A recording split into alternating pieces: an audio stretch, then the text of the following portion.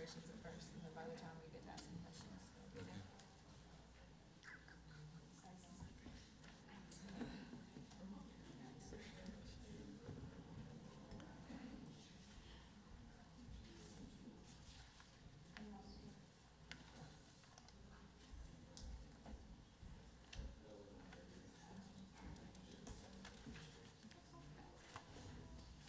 Mine says 9:04. Good morning. Good morning. Welcome to the October State Board of Education meeting. It's good to see everyone here in this room. It's always great to be able to start the day with celebrations. We will begin first with a moment of silence.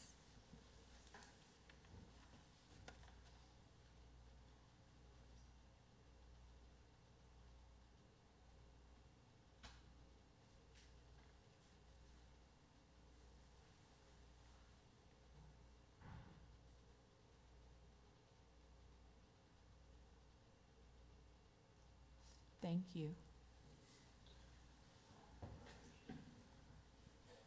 We get to start the day today with the Master Principal Program. We have Bradley Weber, who is here to introduce us to the principals that we get to celebrate this morning.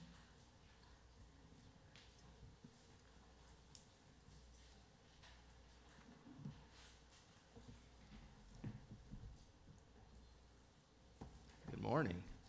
Morning. Thank you for having us this morning. It's a fantastic opportunity to be here to celebrate some phenomenal school leaders. The Master Principal Program was established by law in 2003, and over the past 2 decades, the program has served to support and grow school leaders' capacity in building collective vision, implementing high-yield teaching and learning, and involving all school community stakeholders to allocate resources and manage accountability systems to ensure growth and achievement for each and every student in Arkansas. In that time, 41 principals have achieved the designation of Master Principal. Today, we get to add 3 more to that list. In order to apply for designation, these principals went through our 3-phase Master Principal program, demonstrated high-yield student growth by being in the top quartile, the top 25% of value-added growth in the state, and documented high levels of principal performance in 22 different indicators of high-performing schools. Finally, they went through a 3-day site visit where our team visited classrooms, hosted focus groups, and interviewed any and every school community member who would give us a few minutes. Bus drivers, front office workers, volunteers, and the most honest group of all, students. Principals who score at the integrating and innovating level are considered master principals. And so today we're honored to introduce 2 of them and 1 of their families. The first principal we want to recognize today is Amy Simpson of Elm Tree Elementary in Bentonville. Amy's receiving an honorary designation posthumously, as following her sudden passing this spring just a few days after we were on her school campus. While we were on the Elm Tree campus, we experienced a school community that had a rich system of supports for students, engaging instruction in classrooms, and a culture of celebration. It's our honor today to recognize Amy and the Elm Tree staff. At this time, I'd like to recognize Amy's husband, Stan.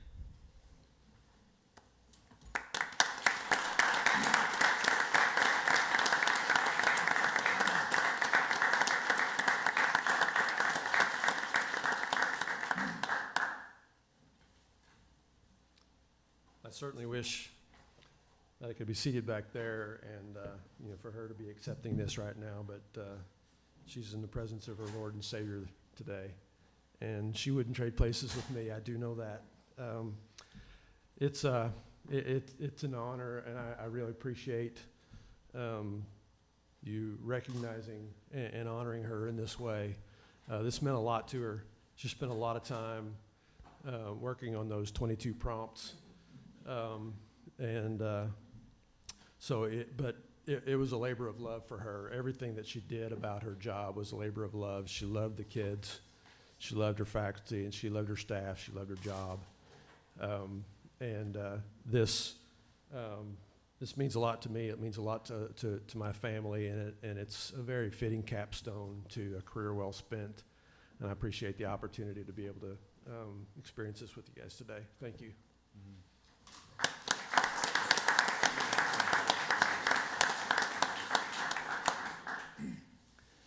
Next, our team got to visit Ruth Hill Barker Middle School in Bentonville, where Mr. Eric Hicks' campus was marked by the mission to cause learning.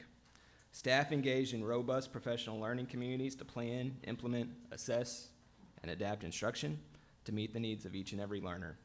The students at Barker, aside from wanting better paving on the walking path and their peers to be better shots when it came to getting paper towels in the trash bin, said they always felt safe, cared for, but most of all challenged. They were proud to be Barker Bruins, and it showed, as Barker scored in the 88th percentile for value-added growth last year. Today, we're recognizing Mr. Eric Hipp as a master principal in the state of Arkansas.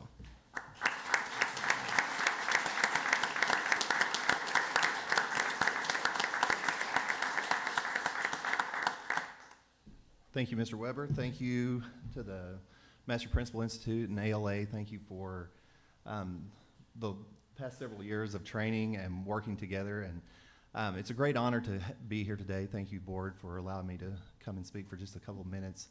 It's been a great honor to serve, not just in Bentonville, but also across the state of Arkansas. Love working in Bentonville. Thank you, Ms. Bortz, for being here today.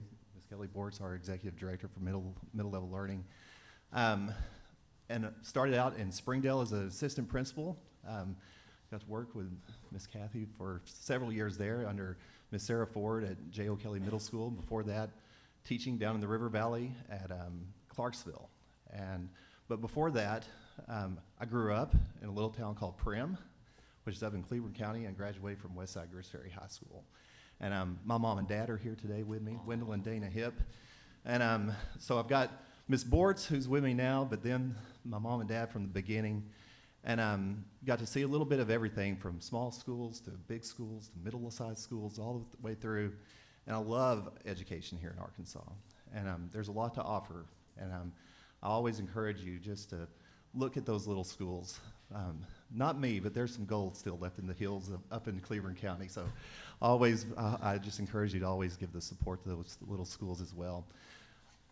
The Master Principal Institute, very important to me, not just for the learning, but for the camaraderie that you have with your peers, for those who are striving to do more to help the kids in Arkansas. It's a great opportunity for myself in a larger school district to serve side by side with some that are in school districts where they may only have a couple hundred kids, to see what they do, to hear how they love kids, that there's more than one way to love kids. The one thing we always try to do, and that I always challenge my staff with, is to know the difference between loving your kids and loving your kids well, and to how to serve them at the highest level and what that really means. So thank you today for letting me be here. Thank you for providing programs that challenge administrators to be the best that they can be, because that trickles down to our teachers and our kids and to our state in general. So thank you for supporting me. Thank you for supporting the program. And thank you for everything you do for the kids of Arkansas.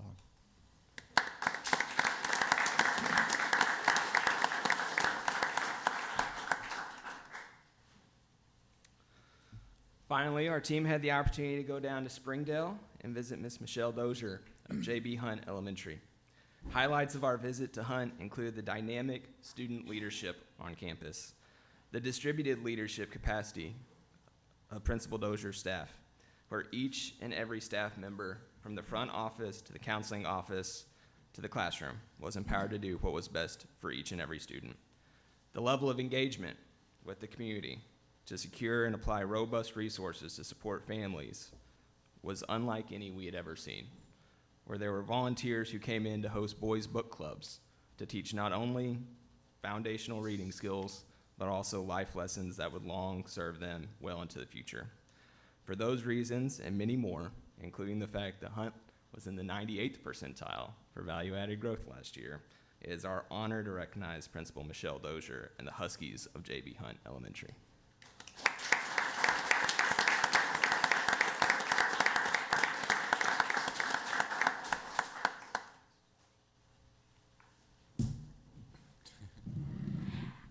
Good morning.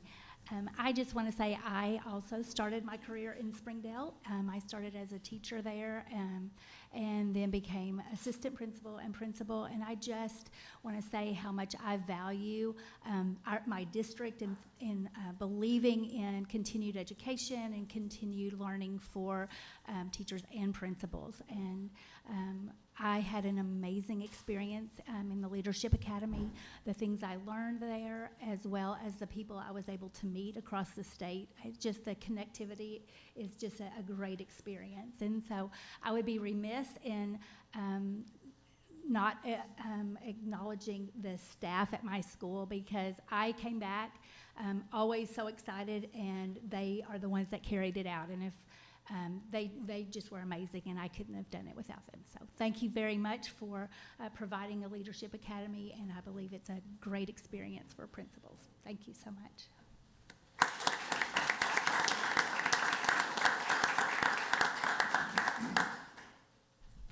So on behalf of the Arkansas Leadership Academy, APSRC, Arkansas State, Edutas, I want to thank you for the time today, and we look forward to being back next year to recognize more principals with you. Thank you so much. I believe we want to get a picture Yeah. with you all, if that's okay now.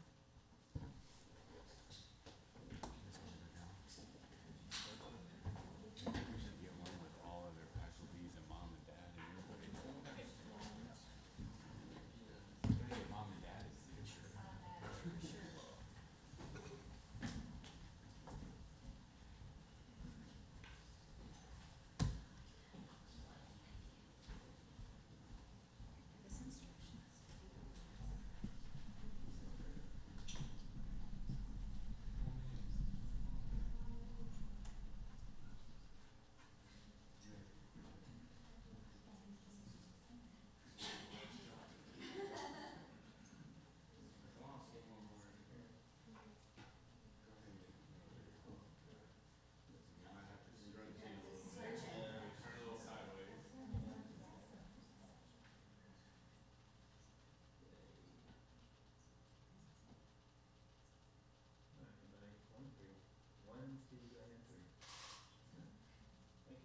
Can we have one with all the district staff that came through and mom and dad and everybody? Like, anybody that came for the first time, maybe we get them on there too. Gotta have mom and dad.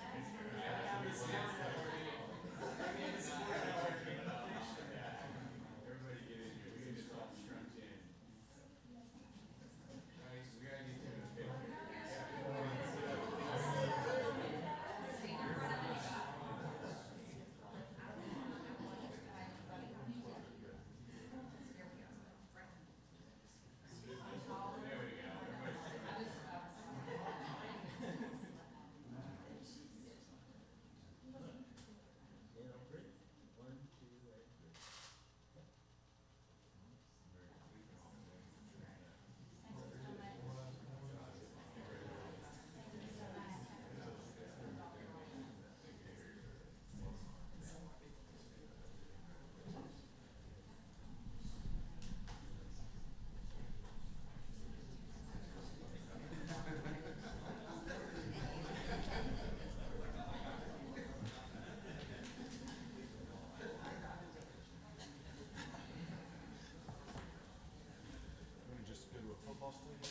Yeah, just get them all in here.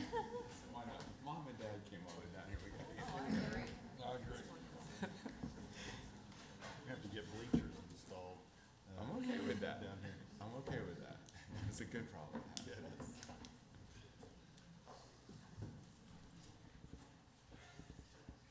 Thank you all. And I was remiss to begin. We have Board Member Woods and Keener on Zoom here. Thanks for joining us today. Up next. Good morning. Thank you all. We have the Arkansas Association of Elementary School Principals, Principal of the Year. Carly, I believe you're here, Ms. Saracini, to present. Good morning, Board. Secretary Oliva, it's nice to see you, and it's awesome when we're having great celebrations this morning. This morning, I get to introduce the Arkansas Association of Elementary Principal of the Year. This person is also, and if I'm correct, in year 3 of Master Principal. So we should see him hopefully up here again next year. No pressure, right? You will. But he was recently named Principal of the Year for Arkansas. Dr. Mike Hernandez and his team along with Dr. Wright, Superintendent of Little Rock School District. They celebrated this back in the spring. Stephen Helmerich is the principal at Don Roberts Elementary here in Little Rock.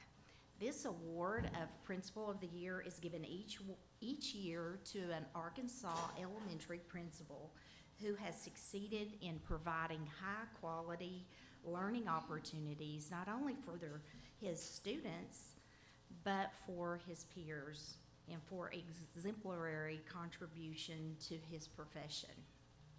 He has served at Don Roberts Elementary for 5 years, and previously for 3 served as the assistant principal. He is dedicated to educating Arkansas students and very deserving of this award. Several have said, quotes, "The motto of our school is do the right thing," and Mr. Helmerich always does. He has high ethics and principles, even if it is not simple. First, he asks, is it right for kids? Then, would he want this for his kids? That's a great motto to go by. And so it's with great pleasure that I get to present you with our Elementary Principal of the Year, Mr. Stephen Helmerich.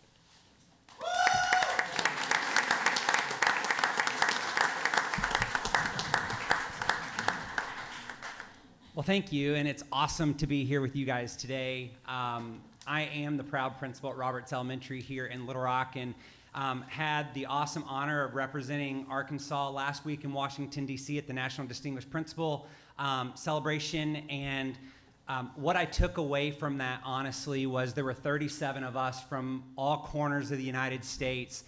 And one of the principals there, when we first got there, we had to share we had 2 minutes to share about ourselves, our school, and a highlight from since we've been named our state level winner. And I'm like, that's a lot in a small amount of time.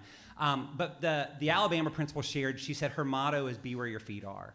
And my wife and I were talking about that at dinner one night when we were in DC, and I was just talking with Dr. Wright about this, of that for me to be where my feet, where I'm at Roberts Elementary, like I can be the leader that those kids need. But the reality is across the entire state of Arkansas and all over this country, I've met tremendous principals who are where their feet are, making a tremendous difference in the lives of kids in their community. And so at Roberts, we say Roberts rocks, and I truly believe it does. Mr. Wood has one of his own kiddos at our school, and love celebrating all 1,030 students in our building. We've got 36 countries represented in our building, 27 languages spoken in our home. Here's the reality: high achieving school, high growth on our scores. But the reality is that we had a conversation with our staff just last week, is that out of 1,030 kids, every kid is someone's 100%. And so until we get all of our kids where they need to be on grade level reading, ensuring that they're getting everything that we need, there's work to do. And so I am honored by the award of being the Principal of the Year for the state of Arkansas. Thanks Lynette and her team, just a tremendous group of people in this state uplifting principals. I get to lead a beginning group of administrators. We're on a Zoom a couple times a month, and that's where it gets real. We're talking about, like, how do we deal with this? How do we handle that? And so I'm in the Master Principal program, so thankful for Bradley and his leadership, because what it is we're better together. And so recognizing the strengths and stuff that we have collectively. And so I know that I'm one person. It was an honor to represent Arkansas, and I think that I look forward just to more years of being able to make a difference in the lives of kids. So thank you for the work that you're doing. I'm a product of Little Rock, born and raised here, and so it is a joy to continue to do the work of serving the kids in our community, and just appreciate your time. Thank you. Hey, Stephen. Don't go very far. I've got something I want to say, if you don't mind. Is that okay, Madam Chair? Stephen, and the reason I'm speaking is because I don't have just one student at Stevens School, but all 3 of my kids have at some point gone through Stevens Schools. Out of 18 total years that my kids could go to Roberts, this year will complete year 17. And so I love Roberts Elementary, and I am just one of hundreds of parents that love the school that Stephen runs and Stephen's leadership. Stephen, congratulations, man, on a much-deserved honor. People have known this about you and your leadership qualities for many years. Years before they engraved your name on this plaque, people have been talking about you. You had a great mentor before you. Barbara Anderson started something wonderful at Roberts. And when she retired several years ago, there was some nervousness in our neighborhoods about what was going to happen to Roberts next. But there was only one choice. There was only one option to take over the reins there and lead that school. And probably the best decision that Mike Poore made in his entire time of being the superintendent in Little Rock was choosing you to continue to be the leader at Roberts. We've seen excellent schools handed off in transition times, and we've experienced disappointment all over the place. But yours is a situation where you took excellence and you made it even better. As a parent, I have observed you for several years, and some of the things that I've seen about you is that beyond just the schoolhouse, you're very devoted to your community. You're active in your church. You've coached youth soccer teams. I've also seen you as a dad. You're such an excellent and intentional dad. But getting back to the schools, you've touched on it. You care about every child's educational journey. And I've experienced that personally in you caring about my kids and where they are. And hundreds of other parents have experienced the same thing. But probably bigger than that, you have an infectious enthusiasm about teaching kids. And it is so fun to walk my children into your school building every morning. But hey, who cares what I think, okay? The interest level in what I have to say has its limits. But my kids have had some things they wanted to say. I asked them about Mr. Helmick. Let's go. And one of them, the word that they chose to describe you was jolly. She said that her favorite days are when you're dressed in a banana suit or dressed like Buddy the Elf. It's coming. Yep. Yep. Or most recently, a giant fat astronaut. One of my boys said you're an encourager and appreciated a speech you gave to their basketball team before their basketball tournament last year.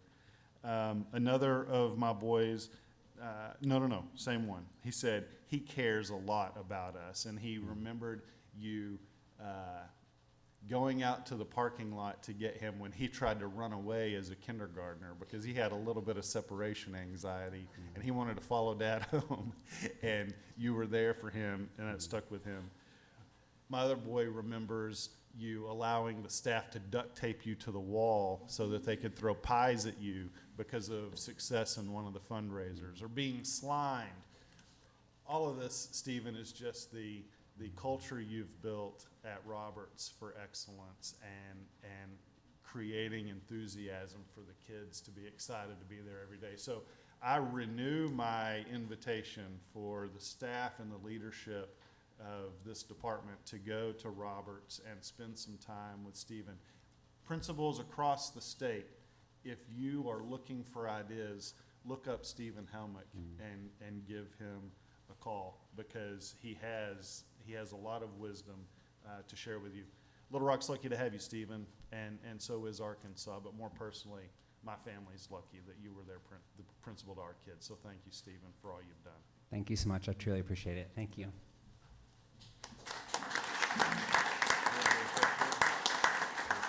Go ahead and do a picture. Dr. Thank Wright can come up.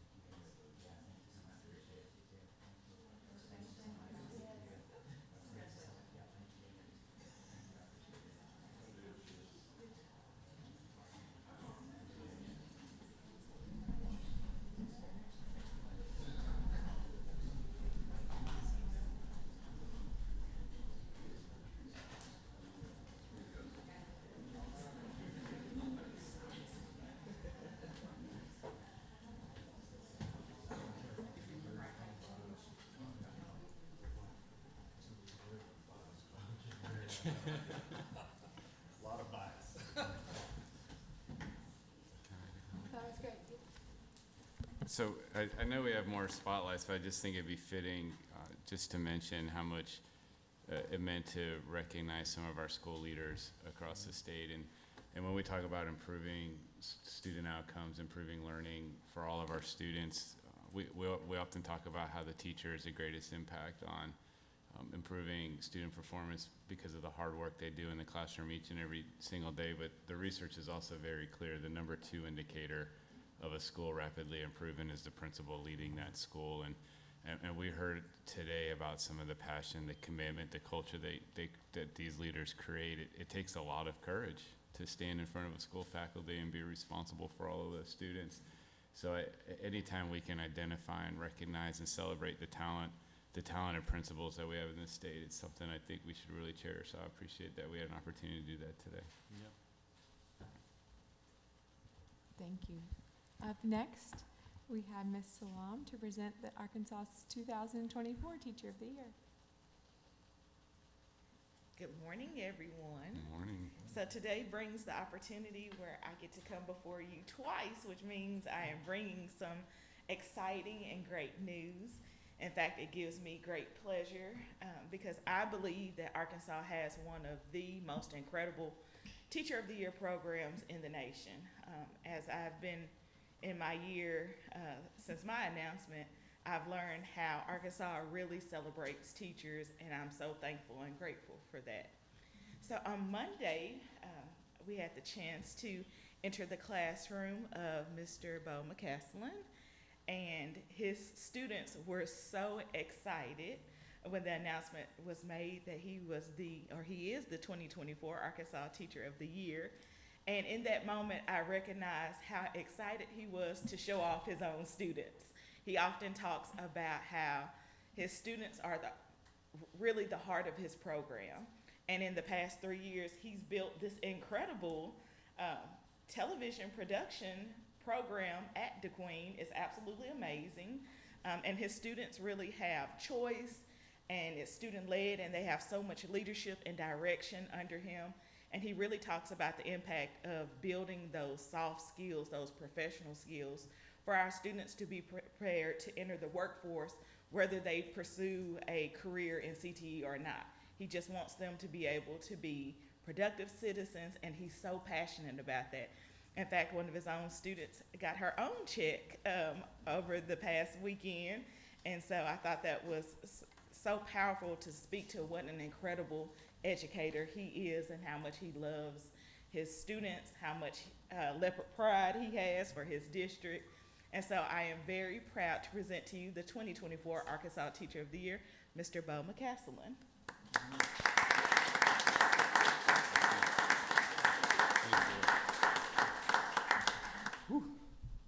It's been a week.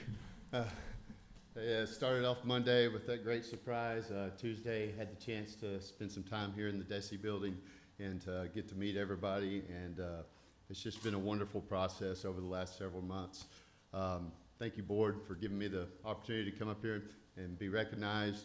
I want to, before I forget, thank these 4 individuals with me who are Misty Gentry, my assistant superintendent, who was kind of the backbone of getting our program started 4 years ago, was with me right by my side as we went through the grant process. And Miss Chandler, our high school principal, who is persistent enough to not take no from me 5 times on filling out the application for State Teacher of the Year.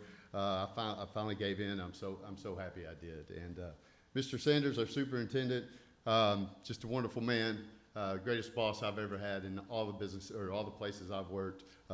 Just knows how to support his people and put people in the right places to really support the district. And of course, my lovely wife, Deidre. Coach Houston and I, last month, was inducted into the Hall of Honor up there at the U of A. And in his acceptance speech, he said, God has a special section roped off for coaches' wives up in heaven.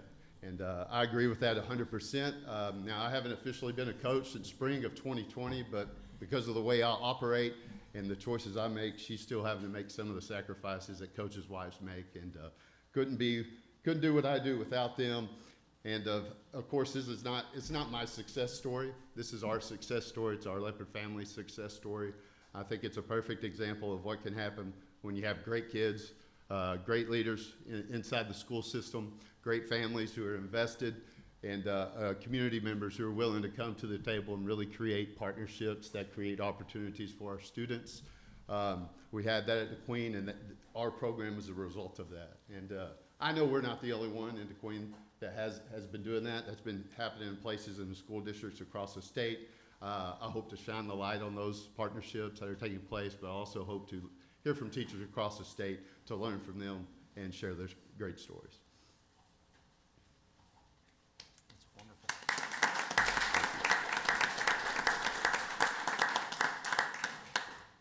Awesome. We are so happy to have you here today. That is a really big week. I imagine you went in Monday thinking you'd be at school every day.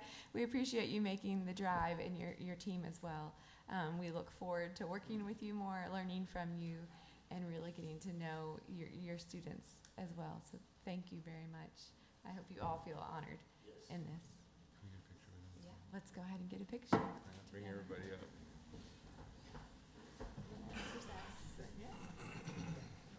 Exercise today, going up and down.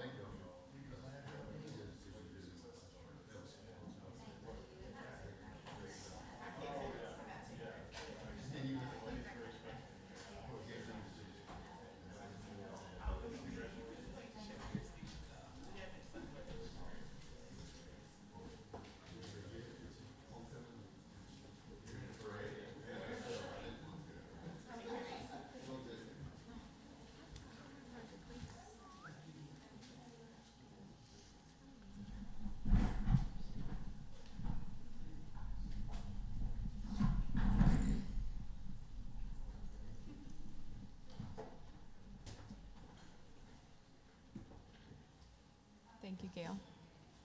That was great. Up next, we have the School Safety Week proclamation. We have Superintendent Spainhour from the Greenbrier School District and Keith Graham from the Arkansas Center for School Safety.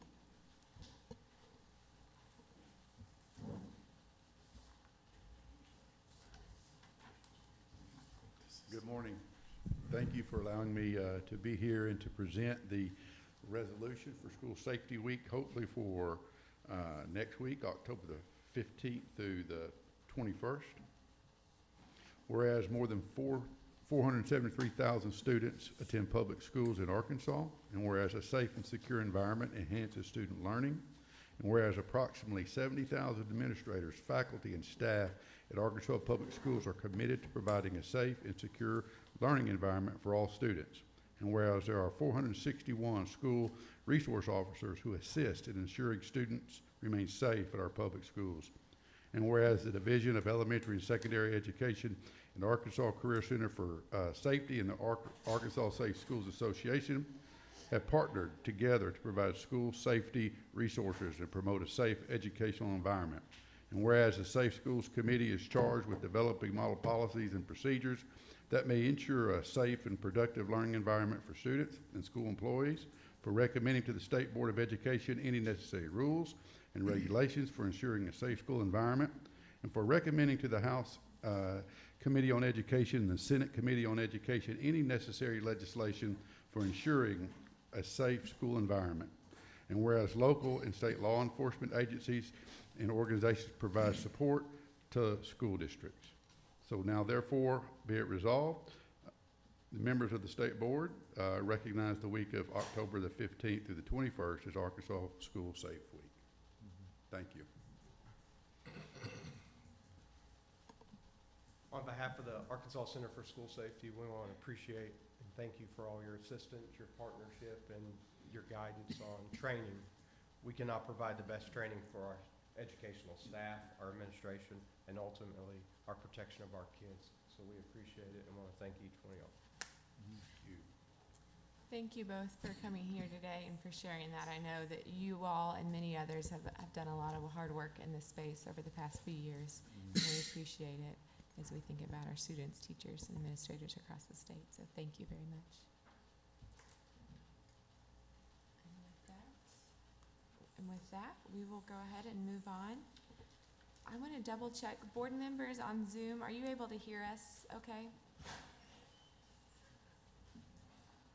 Yes, I can. Great, thank you. Are there any changes that need to be made to the agenda? Great, then we will start our action agenda here today. Up first, our consideration of requests for Act 1240 waivers. We have Mr. Rhodes to present. Our first school district will be Jackson County.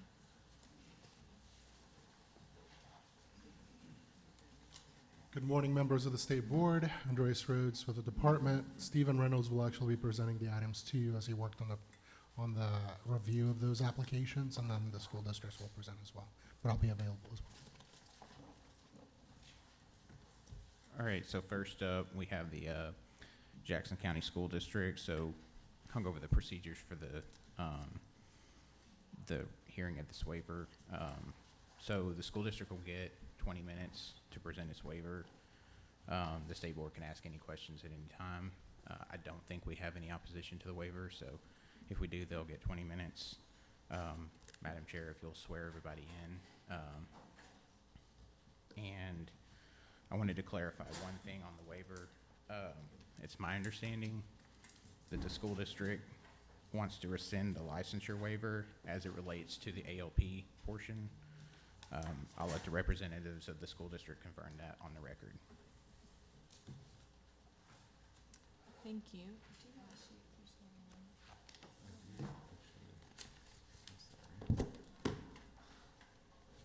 Superintendent Shannon, are you the only one here today speaking? Yes, ma'am. Okay, great. If you don't mind, we'll do the oath.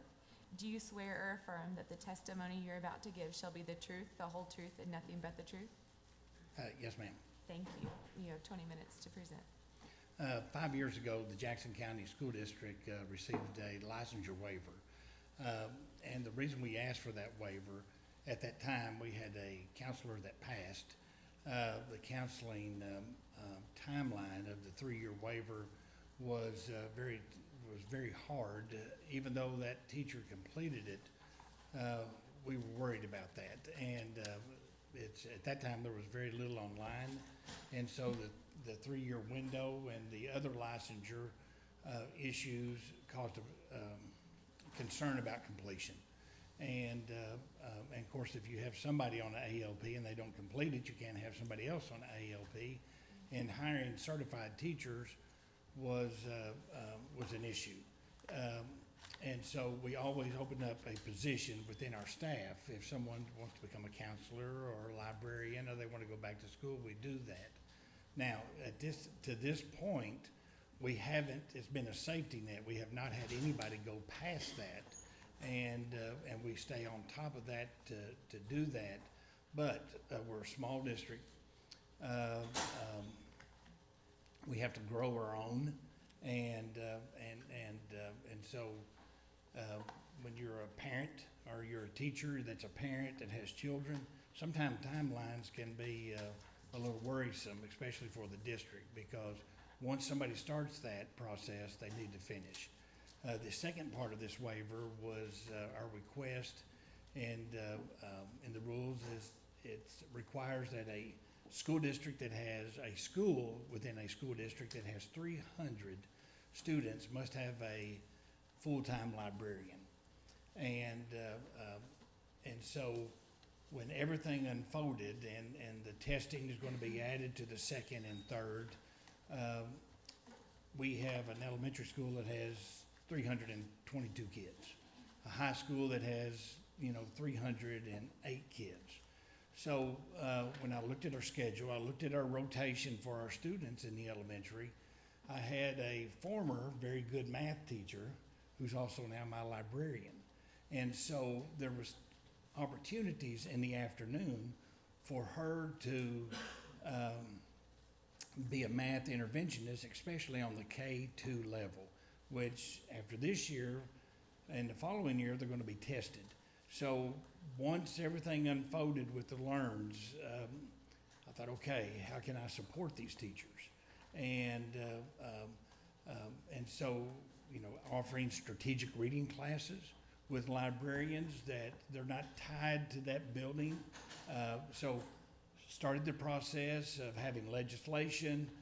We were asked to pull it down, and that we would do it through this process with an Act 1240 waiver. So this Jackson County School District for 8 years has one-to-one technology for students in grades 5 through 12. Our literacy teachers use those. I've taken this to our PPC. I've taken it to our school board. I've taken it to our representative who's here today.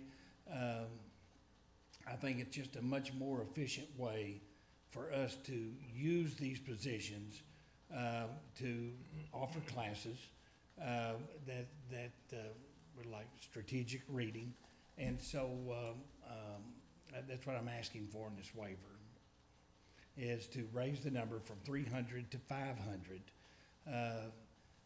A school district has to have a counselor for every 450 students. They just have to have the services of a nurse. Of course, we have 3, but of a nurse. But the library number was, I think, maybe not where it should be as compared to other positions. And so it gives us flexibility to say, okay, you're going to be in the library half-time, you're going to be a math interventionist, you're going to be in the library half-time, and you're going to teach 2 strategic reading classes. And so that's it, kind of where we're at right now. Thank you. I'll start to my left. Board members with questions. Ms. Rollins? Mr. Wood? I don't think so. Ms. Hunter? Just one quick question. So has your district, you said it's small, but has it experienced growth? I mean. No, we have not since COVID. Just the year before COVID, we started losing students. At one time, we had 895, and that was a result of the freedom of choice laws being changed. We're in the same county as with Newport, and so we were growing by 50 a year, but when COVID hit, we've held, we dropped, and now we're holding, and so, it's some schools, some students homeschooling. Academically, we've done very well. We're one of the best schools in our co-op. Our high school's an A, our elementary's a B, and our middle school barely missed being a B. They are a C. So, it's been, academics has been an emphasis for us, and we wouldn't do anything to jeopardize that. In fact, I think what we're doing is saying, okay, I need you to go in the classroom. And you think, well, I could do that, but the issue is with funding. If I have a half-time librarian, I can also use some of my other funds to pay for her being a half-time interventionist that are restricted. And so, I wanted to have that flexibility. Thank you. Board members, Mr. Sutton. Do we have precedence on extending the number of semesters to complete the ALPs? Have we We're done actually that? pulling that out of it. Oh, okay, I yes. didn't hear that. We had all the licensure rules from the first ALP, and those were sufficient. And then that was me overthinking that about the ALPs. Okay, so the request to extend from 6 semesters to 8 is being pulled, is it? The request is to roll over the same licensure waivers that we had the first time in the first ALP, plus raising the number from 300 to 500 for a full-time librarian. Mr. Bragg, questions? Ms. Woods or Ms. Keener, do you have any questions? I don't. No, I don't. Thank you. Thank you. Okay, with that, is everyone clear on what would be on the floor to be voted upon? Any questions of the agency? Okay, then the floor is open for a motion or any further questions. I'll make the motion to grant the waiver. There's a motion to grant the waiver. Is there a second? Second. There's a second. All in favor say aye. Aye. Aye. Any opposed? Motion passes. Thank you. Thank you very much. Next, we have the Nettleton School District. All right, so before you to the Nettleton School District, they're seeking an Act 1240 waiver.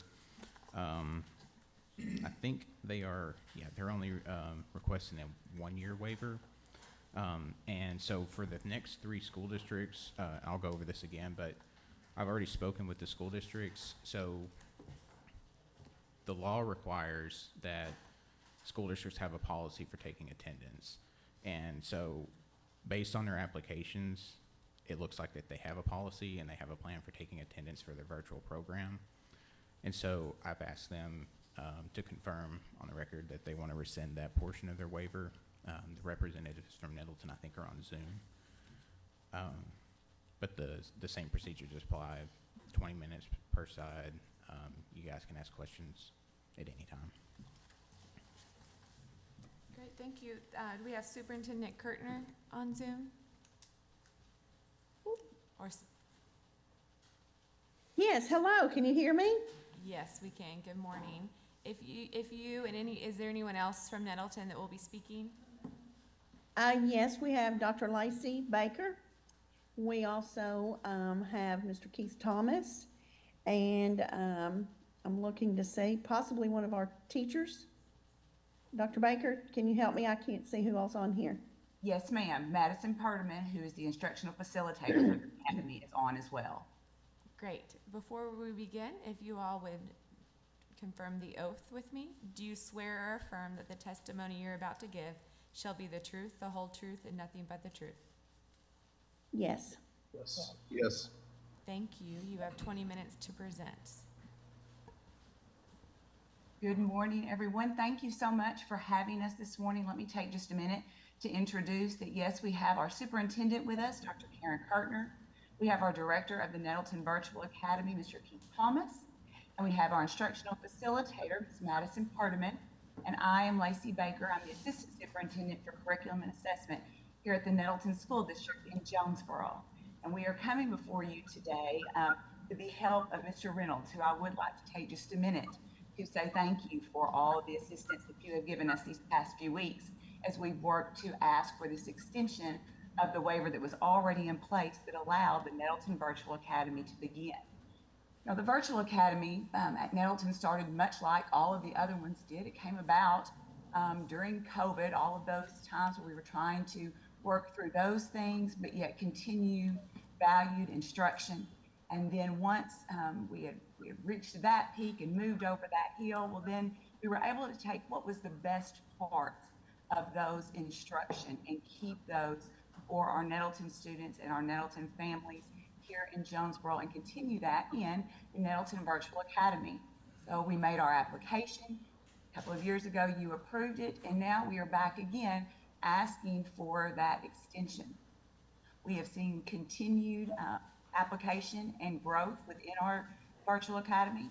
Currently, we are serving over 60 students in grades 1 through 12 with a waiting list in some areas.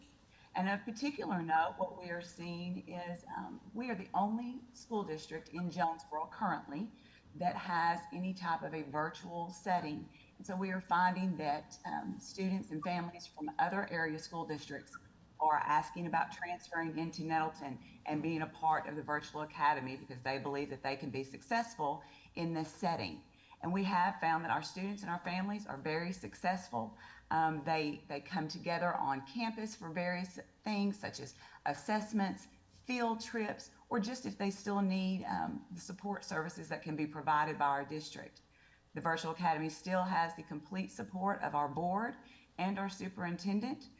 We have the best of the technology devices that we can have, and we have that support in place, and we try to make certain that those families remain connected to the school district, and at any time if they want to come back on site, well, then they're always welcome to do so. So again, while we're here today, is we would just ask for extension of our previous application for waiver so that we may continue the Nettleton Virtual Academy here in Jonesboro. And with that, if you have any questions, we'll be happy to answer them. And then Dr. Kertner, I'm not sure if you have anything else that you'd like to add this morning. No, thank you. I just wanted to say we do appreciate the opportunity to have had a virtual academy here at Nettleton. It has really been something that we feel has been great for our community and for our students and our parents as well. So we appreciate you taking the time to talk to us this morning and consider for us to continue with this waiver. Thank you all. We will allow time for board member questions now. Ms. Rollins?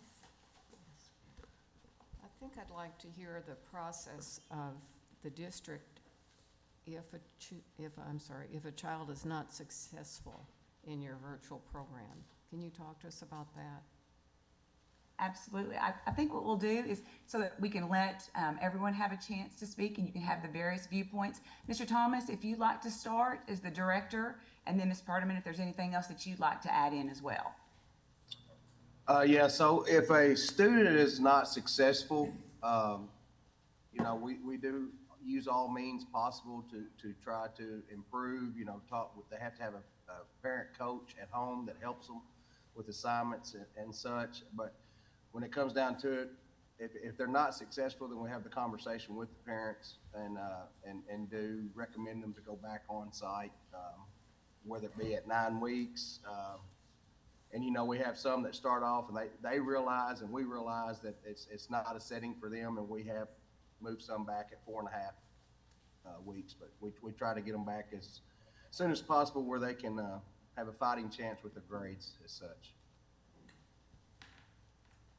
If a child is dyslexic, how do you reach those students with the virtual school? Madison? We do have a special education teacher that serves our students with dyslexia. She serves all of our students that come in with a 504 or an IEP. So she is very skilled in that area, and she does help with our students. She works with the families, and she meets with them one-on-one weekly to help provide with those services. Okay, thank you. Mr. Wood, questions? I do. So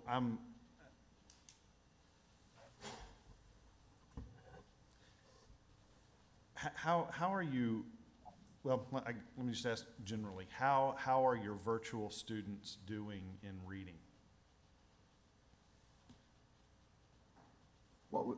Repeat that, please. How are your virtual students doing in reading readiness? And I don't mean how are they learning. I mean how are they being not how are they being assessed? How are they scoring on the annual assessment in reading. Do you have data to separate and review how virtual students are doing versus students that are in person? Madison, would you like to answer that? I can. So, just like with our students on site, we do not differentiate with our students as far as how they are tested. So, when we are doing assessments, just like our students would do any kind of progress monitoring on site, we also provide that for our students virtually. So we do bring them in periodically and offer assessments for them. We also test them, of course, on site for our state testing. And as from what we've seen so far, we have not noticed a difference in how our students are performing versus how they're performing on site. So we have students that have been with us for the entire virtual program. They have been with us for going on 3 years now, and they're doing really well. And we do notice that, you know,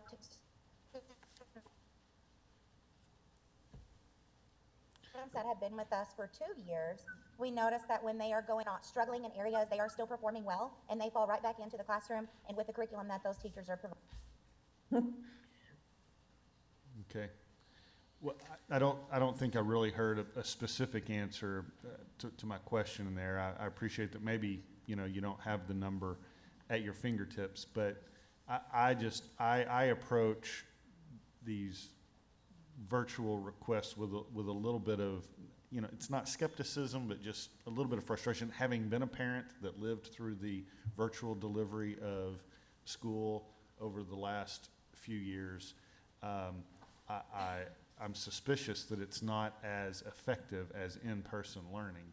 And so I would like to hear with specificity that your virtual students are succeeding and doing well. I hesitate to point out, but you know, your district, if I see this correctly, all of your schools are struggling a little bit. I think they all have a D letter grade, and that concerns me about the effectiveness of the instruction, and I can't imagine that virtual is in their best interests. I'm struggling with this. Well, then let me try to help you. We can certainly provide numeric data if that would be helpful to you, but the effectiveness of our instruction, again, we have lots of schools across the state that we are seeing with those letter grades, and it's not necessarily the instruction. So again, I go back to what Ms. Perdaman just said. We are not seeing a difference in those that are on-site or off-site, and what that off-site provides is a different setting where perhaps they are receiving services there that are better suited to their learning than they are on-site. That's what we want to make certain that we are still providing to our students, is those that are performing just as well or better than off-site. We want to keep that opportunity for them. How many students is it in your district? How many total students? We are right at 3,600. 3,600 all students? K through 12, yes, sir. And how many students are in your virtual program? We are over 60 at this time, 63.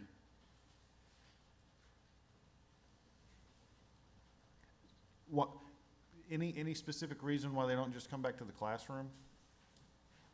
Well, again, I think we go back to what Ms. Perdaman just said, and a lot of these students are those that have been a part of the academy. For whatever reason, the on-site learning has not been beneficial to them. Perhaps that classroom environment is not what they're looking for. You know, some of the things that you think about that went well with COVID were providing another educational setting in which a student could be successful. And we do make certain that if they're not successful in the virtual setting, well then yes, sir, we will absolutely take them back to on-site learning. And then the reverse is true. So if a student is not successful on-site, well then maybe what are those reasons why? Is it the environment in which they're being served, and could could they be served better virtually? So it's a two-way conversation that we're having, just trying to provide as many different settings for our families to choose from, that they can make that decision for themselves and what's best for their families and for the learning of their children. And Dr. Baker, if I can touch on that as well. So I serve students from several different areas, and I have, when you pull them out of that environment and they are virtual, you can really focus on their education and their academics and not so much behavior. And so it has actually been really enlightening to see, because we've had students that have struggled in the classroom, and then when they come over to us, we're not seeing those necessarily behavior issues, and I can really focus on helping that student grow in their education. And so that's been very beneficial. We have also served students that have had severe health issues, and they are making several trips to different doctors and hospitals, and so we are able to serve those students. We have also served students that have families that are immune compromised and that are not able.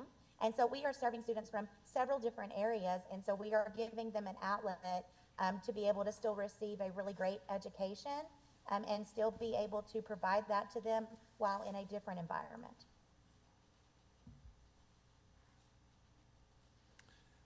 If I could ask a general question, maybe what exactly is being requested to be waived here? Can the department explain that?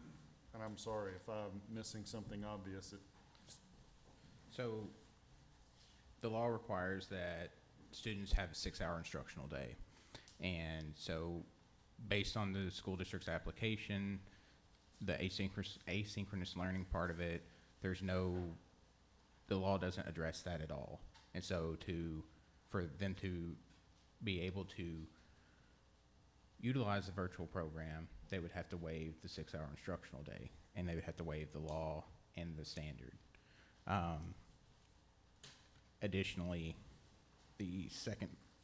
so the attendance part is not, that's what I tried to clarify at the beginning, that they won't have to waive attendance, because all the law requires is they have an attendance policy for taking, for their virtual program. Good morning, Stacy Smith. So you have 3 waivers that are on the list today that are all for digital programs for this school year only. All of them kind of encompass lower grades and high school. Our digital learning rules were not really set forth for younger grades. And this has been something we have talked about as a board before, about trying to either get our rules right that cover primary grades, or to do away with digital learning happening in the early grades. All 3 of these school districts have students currently enrolled this year in their programs. I would ask that the board consider approving the 3 digital ones for this school year only. We've got to get our rules right and make the decision about how we're going to move forward. Not to approve it would disrupt these 63 students currently in their classrooms. I do think it makes sense to ask districts about the quality of their services. What are they doing when a student's not succeeding? But just to kind of let you know, on these 3, that's kind of the boat that we're in right now with these 3, okay? Mm-hmm. We do have, like, digital learning for students that have that are sick. Schools have always been allowed to do that through homebound services. High schools have been able to provide digital courses pre-COVID. Since COVID, a lot of school districts did innovative things, and they've been continuing those. But there are questions on what is the quality and what are the outcomes. So those are things we have to dig into. I hope that helped.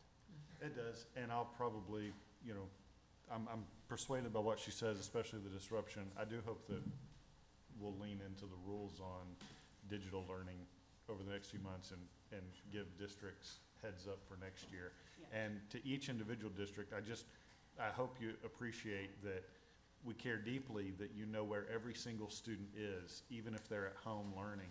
Where are they in their educational journey? Are you begging them to come back if it's not working, if they're not succeeding? We can't allow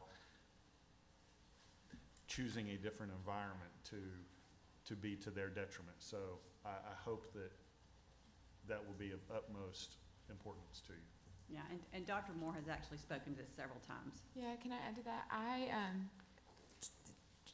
Am I correct that this is not a separate LEA? So these students, they will be assessed and their test scores will fall within their local school district that they're enrolled in? Is that correct? That's correct. Yes. I think that after this year, we need to strongly consider those rules and strongly consider if a district is going to have a virtual school, go through the charter conversion process. I want to be able to see clear data on who these students are, what they're doing, and have that sort of clean break there. I know And those if are. that model is working. Yep. Right, yeah. But sort of the under the radar programs like this, we had to have for those 2 years, first at COVID. Maybe don't have to have now. Yep. Parents have lots of virtual options across the state. And if they're gonna choose one, we want them to have that information about what's going on. Yeah. So that would be Nettleton today, North Little Rock today, and Salone Hendricks are the three that are kind of in that same boat. We'll continue questions. Do you have more questions, Mr. Wright? Okay, Ms. Hunter? No. Questions to my right, Mr. Sutton? No, ma'am. Mr. Bragg? Ms. Salam? Online, Ms. Woods, do you have any questions? Ms. Keener, questions? Okay, I did want to follow through, I have a few questions, if you all don't mind. In looking at this, I did not see, is there a separate provider that is providing the instruction for the elementary school students, or is this being done by your teachers within the district? Still, for Nettleton, the questions, these Yes. are the questions for Nettleton? Yes, ma'am. At the elementary grades, they are being provided by Nettleton instructors that are solely designated for those students. Okay. So they're not teaching in person and virtual at the same No, time? ma'am. Okay, and then what about We have a for facility seven? in which those teachers have their own offices and are able to bring the students in if need be. They have their own area for the academy. And then what about at the high school level? They're being served through Virtual Arkansas. Okay, completely virtual Arkansas? Yes, ma'am. Does your district have any points of connection with those students? Yes, so again, we still monitor those students, they still register through our district. They still provide if they need any services through our district. So yes, ma'am, that communication and that relationship is there. Okay, and you are providing extracurricular services for those students, lunches, counseling services? Yes, ma'am, everything, and again, I think we put that in our waiver, and we want that for our families. We want them to feel just as comfortable off-site as they are on-site. And so any service that they might need, anything from dyslexia services that we spoke of earlier, special education services, just to name, perhaps we have families that are McKinney-Vento or things such as that, we are providing all of that for them. Board members, questions, Mr. Bragg? Yes. I do have a question. We're waiving the 178-day requirement. Do they still work within the same school year calendar? Does this just give them more flexibility during that time period? Ms. Baker, did you hear that question about the school year calendar? No, ma'am, I didn't. Okay, so you are requesting to waive the school year calendar? Is that correct?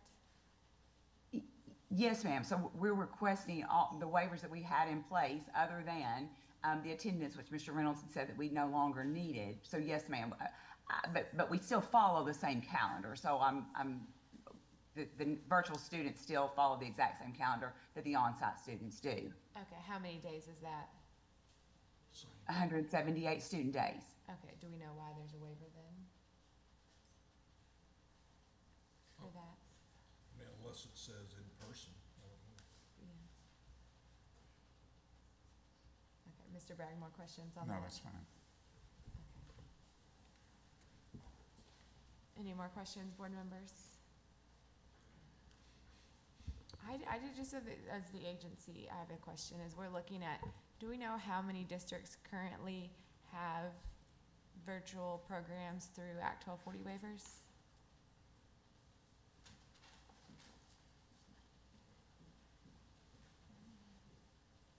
We definitely can look that up and get that information Yeah, for I you. I think don't know what it is off the top of my head, but. I think I see that, I mean, you're asking to get through this school year, but I think as we are thinking about virtual programs in future years, getting a handle on You know, how many district conversions do we have? How many charters do we have? And then how many are doing this through the Act 12 Yep, waiver? that is data that we can compile as a group and be able to present that to you. Okay. Yep.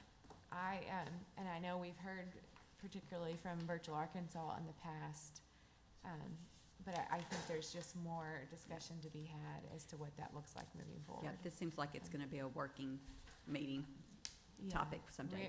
There's a lot y'all are working Yeah. on, but I think we don't want to be in this position next year. Yeah, with yeah, these we can districts definitely and try to trying organize a work group for this at some point and pull all this data for you. Okay, thank you. Any more questions, board members? Again, it's a one-year waiver request. Yes. Okay, the floor is open for a motion then. I'll make the motion that we approve Nettleton School District waiver for 1 year. There's a motion to approve the waiver for 1 year. Is there a second? Second. Second by Ms. Hunter. All in favor say aye. Aye. Any opposed? Motion passes. Thank you. Thank you, board. Thank you. We appreciate you. Up next, we have the North Little Rock School District. Mr. Reynolds. Yeah, so next is the North Little Rock School District. They're seeking an Act 1240 waiver for their virtual program. Their waiver is being requested for 1 year. Had the same discussion with the school district about the attendance waiver as Nettleton, so I'll ask if they rescind their attendance waiver request on the record. Okay, who do we have for North Little Rock? Hi, I'm Dr. Brooke Reynolds from North Little Rock School District, and I am the Virtual Academy Coordinator for North Little Rock School District. Thank you. Are you the only one that's going to be speaking? I am the only one here today. I will do the oath for you. Do you swear or affirm that the testimony you're about to give shall be the truth, the whole truth, and nothing but the truth? I do. Thank you. You have 20 minutes to present. Thank you. We are also requesting some Act 1240 waivers. We originally, this is going to be our 4th year to have a virtual program. We started, of course, during COVID and have moved and transitioned and changed a little bit as we've moved out of COVID. We are requesting the waivers. We are withdrawing the waiver for the attendance, as Mr. Reynolds had said. We have a couple of more waivers we are requesting. The 6-hour instructional day, there are 3 schools in our district that did not have that waiver. So I am requesting a 1-year waiver for those 3 schools. The clock hours are for our 8th through 12th graders. The reason why I included 8th grade in that because of the accreditation is because we do have 1 8th grader taking a high school level course.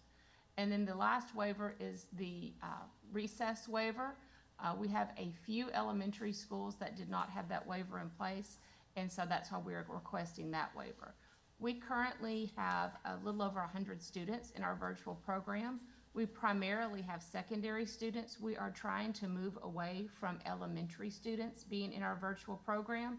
So we only have 9 elementary students at the moment.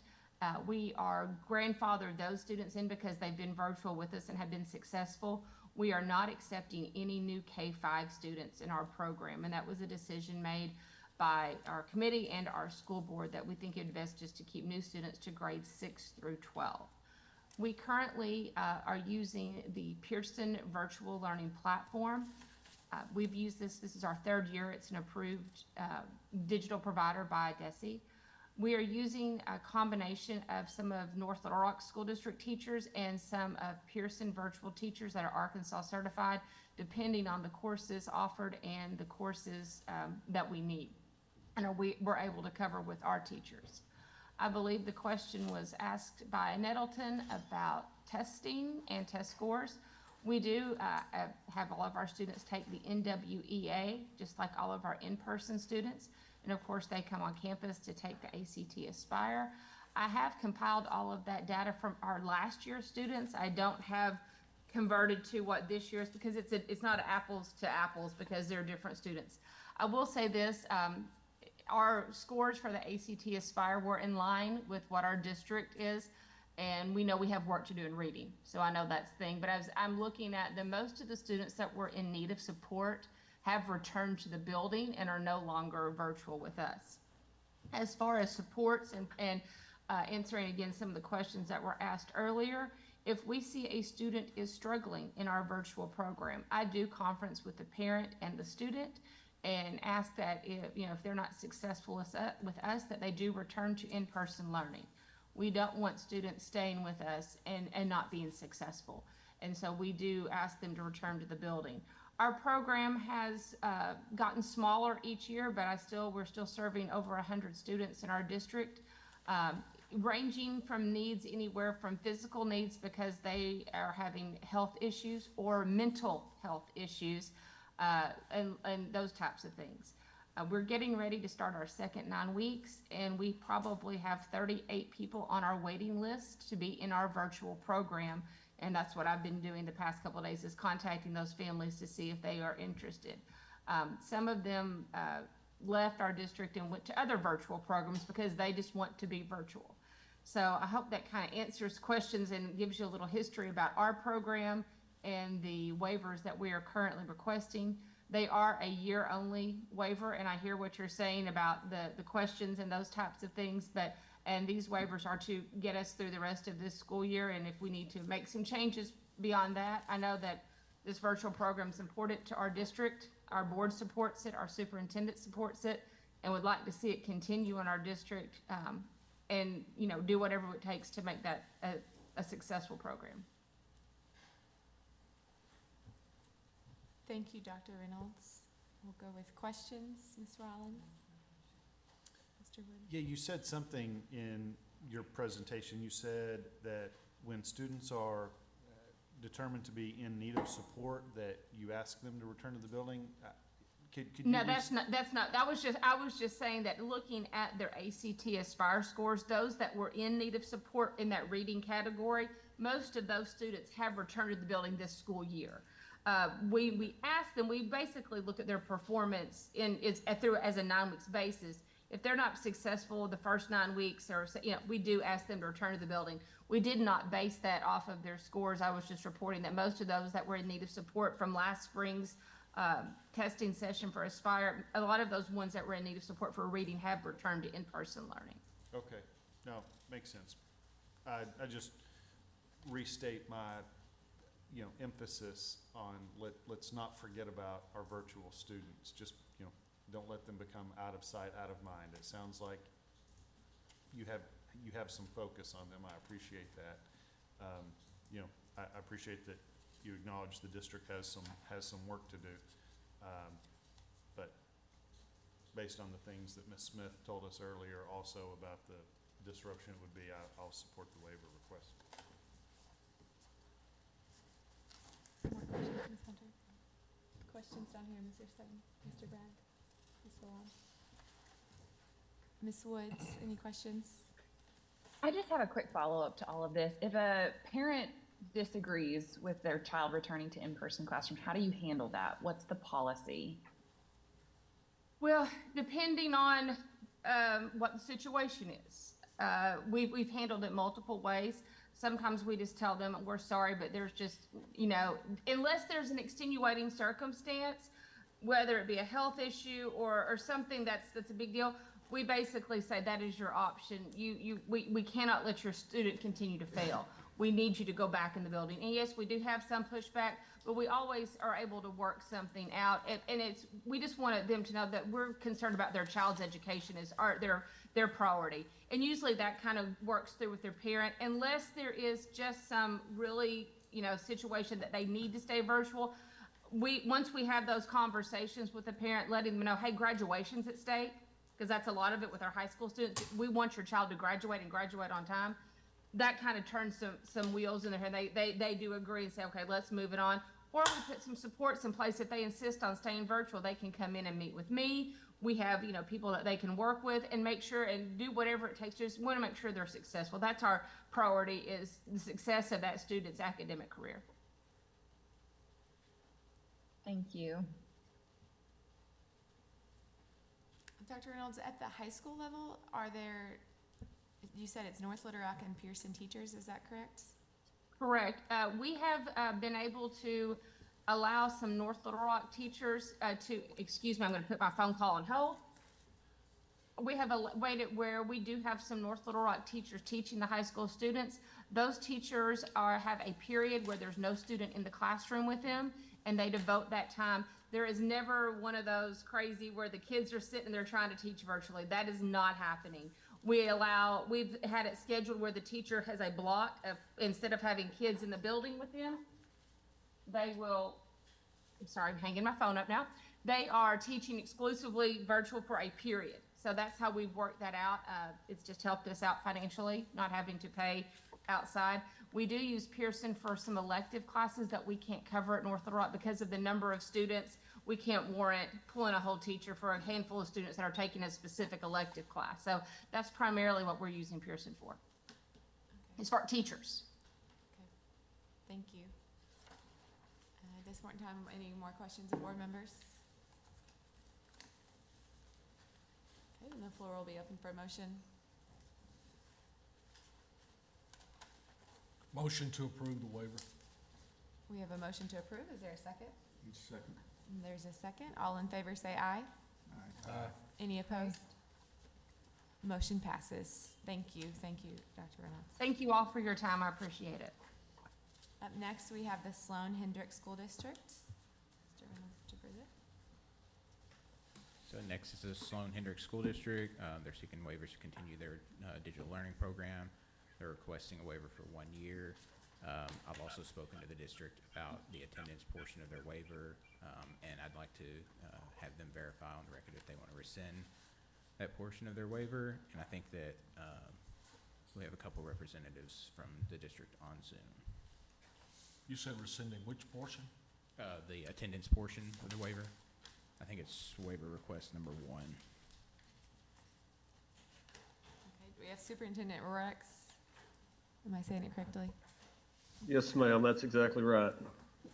Great. Do you have any other members that will be speaking today? Miss Melanie Spence, she is our curriculum coordinator / assistant principal, K-12. Awesome, thank you. Then I will swear you both in. Do you swear or affirm that the testimony you're about to give shall be the truth, the whole truth, and nothing but the truth? Yes. Thank you. You have 20 minutes to present. Thank you for hearing our request today, and as was mentioned, we pulled the attendance request. We are seeking a waiver request for the 6-hour instructional day, and then also the waiver request for the recess. And just to be perfectly honest with you, we're here making this request today on behalf of the parents that we have that we're serving virtually right now. We're a small district. We do not have many students who are virtual. We currently have 9 students who are enrolled in our virtual program. We have roughly 740 students. And it's a situation where the ones that we have enrolled, it's just a better setting for them.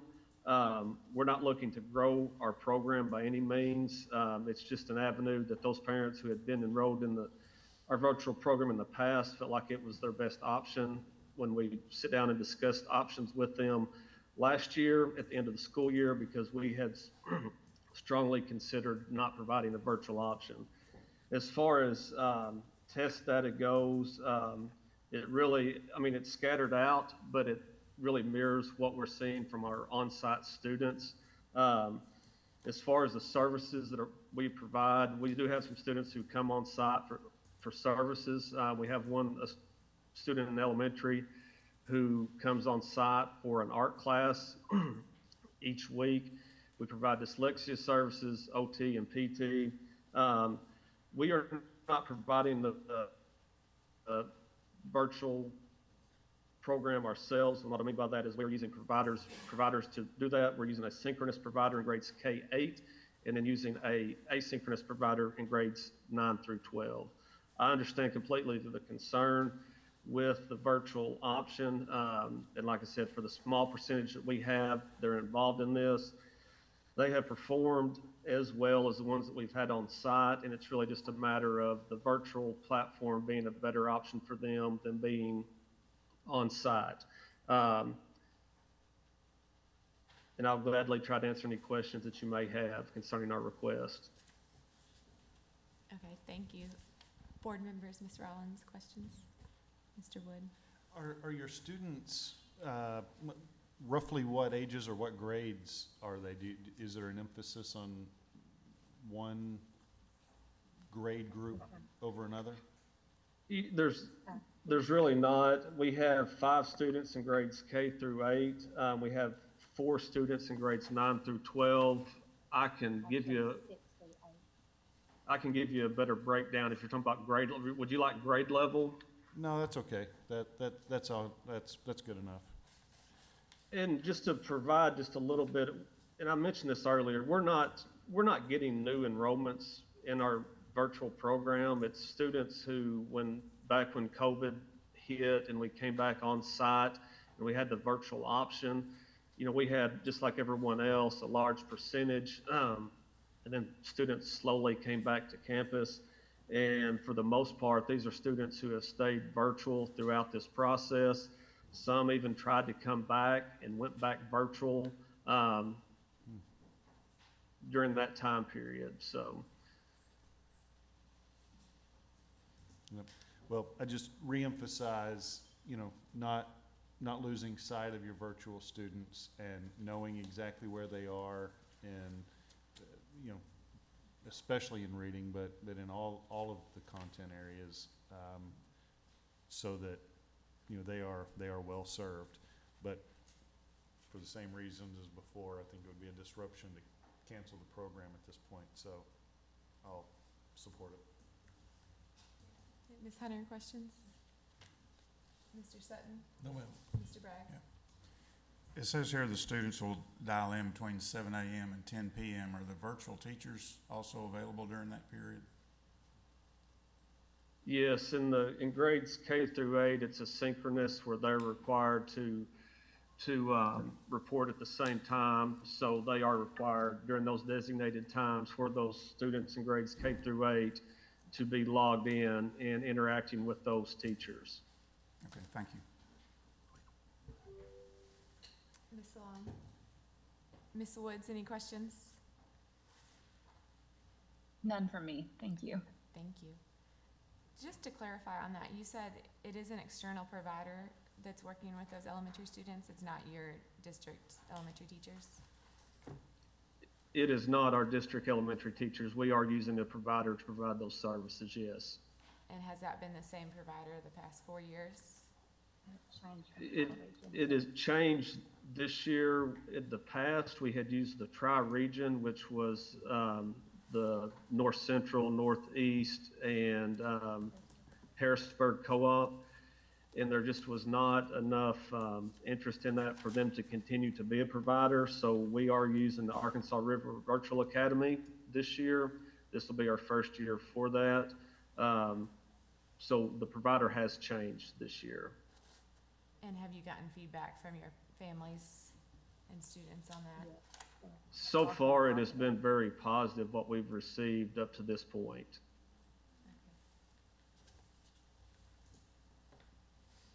Okay, any more questions of the board? Okay, then the floor will be open for a motion. I'll make the motion to approve. There's a motion to approve. Is there a second? I'll second that. A second. All in favor say aye. Aye. Any opposed? Motion passes. Thank you. Thank you. Next on our list is West Side Consolidated School District. Mr. Reynolds will present. So this is the West Side Consolidated School District. They're seeking an Act 1240 waiver to implement their block schedule, and they're only requesting 1-year waiver. And I think that we have representatives here. Okay. All right. Awesome. Good morning. Thank you all. Good morning. I'd like to take the opportunity to thank you for hearing our waiver request. My name is Scott Gahn. I'm the superintendent. This is Chris George, who's our high school principal. He'll be the one explaining exactly what we're going to ask to get done. Okay, and I will do the oath. Thank you for the reminder for both of you if you're speaking. Do you swear or affirm that the testimony you're about to give shall be the truth, the whole truth, and nothing but the truth? Yes, ma'am. Thank you. You have 20 minutes. Thank you for hearing our waiver requests this morning. So just a little background history of what we're doing. Last January, our district leadership took a trip to White River in Seattle, Washington to look at the PLC process. It was with a large group with the state of Arkansas.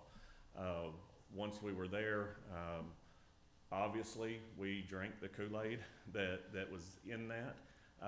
It was looking at a 20-year process, and we wanted to be on the ground floor of year one for us. And when we came back, we have traditionally been, for last 10 years or so, on a block or a modified block schedule. So what we have tried to look for is an innovative way to increase student learning, give some true team time with our teachers, so they could find the ways to build that student learning. So just kind of walking through what we've done. When we created our schedule, we were just modifying the block that we had traditionally. First, second, and third block meet every other day for 90 minutes. And then fourth and fifth block, they met for 50 minutes at the time. So changing that this year, Monday through Thursday, we kept our 90-minute 1, 2, and 3 blocks. And then on Friday, we went to a Fast Friday, so every class in the block could meet with their teachers that day. The purpose of that is to give a 45-minute time, so I'm going to kind of work from Friday back around through the week to get back to Friday. So the purpose on the Friday when they meet the 45 minutes, their teachers are, and I'm talking our core teachers here, are looking for, they're doing common formative assessments. And when they do that, our teachers have went through, we have found essential standards, essential skills, and our teachers are deciding what is the thing that we want to make sure that our students have, that guaranteed viable curriculum that our students will have, 8 through 12 in my case with my high school building. When they leave me, these are the things, doesn't matter, they're going to have that. So that's our Friday. We have those assessments. Could be 3 questions, 5 questions, 6 questions. The rest of the time, they're working on skills that the students may have been lacking. On Monday, our teachers, we've had dedicated block teacher time, the department level meetings. In those meetings, our teachers, and I actually sent this last Friday, I think, to Mr. Stephen, I can't remember his last name.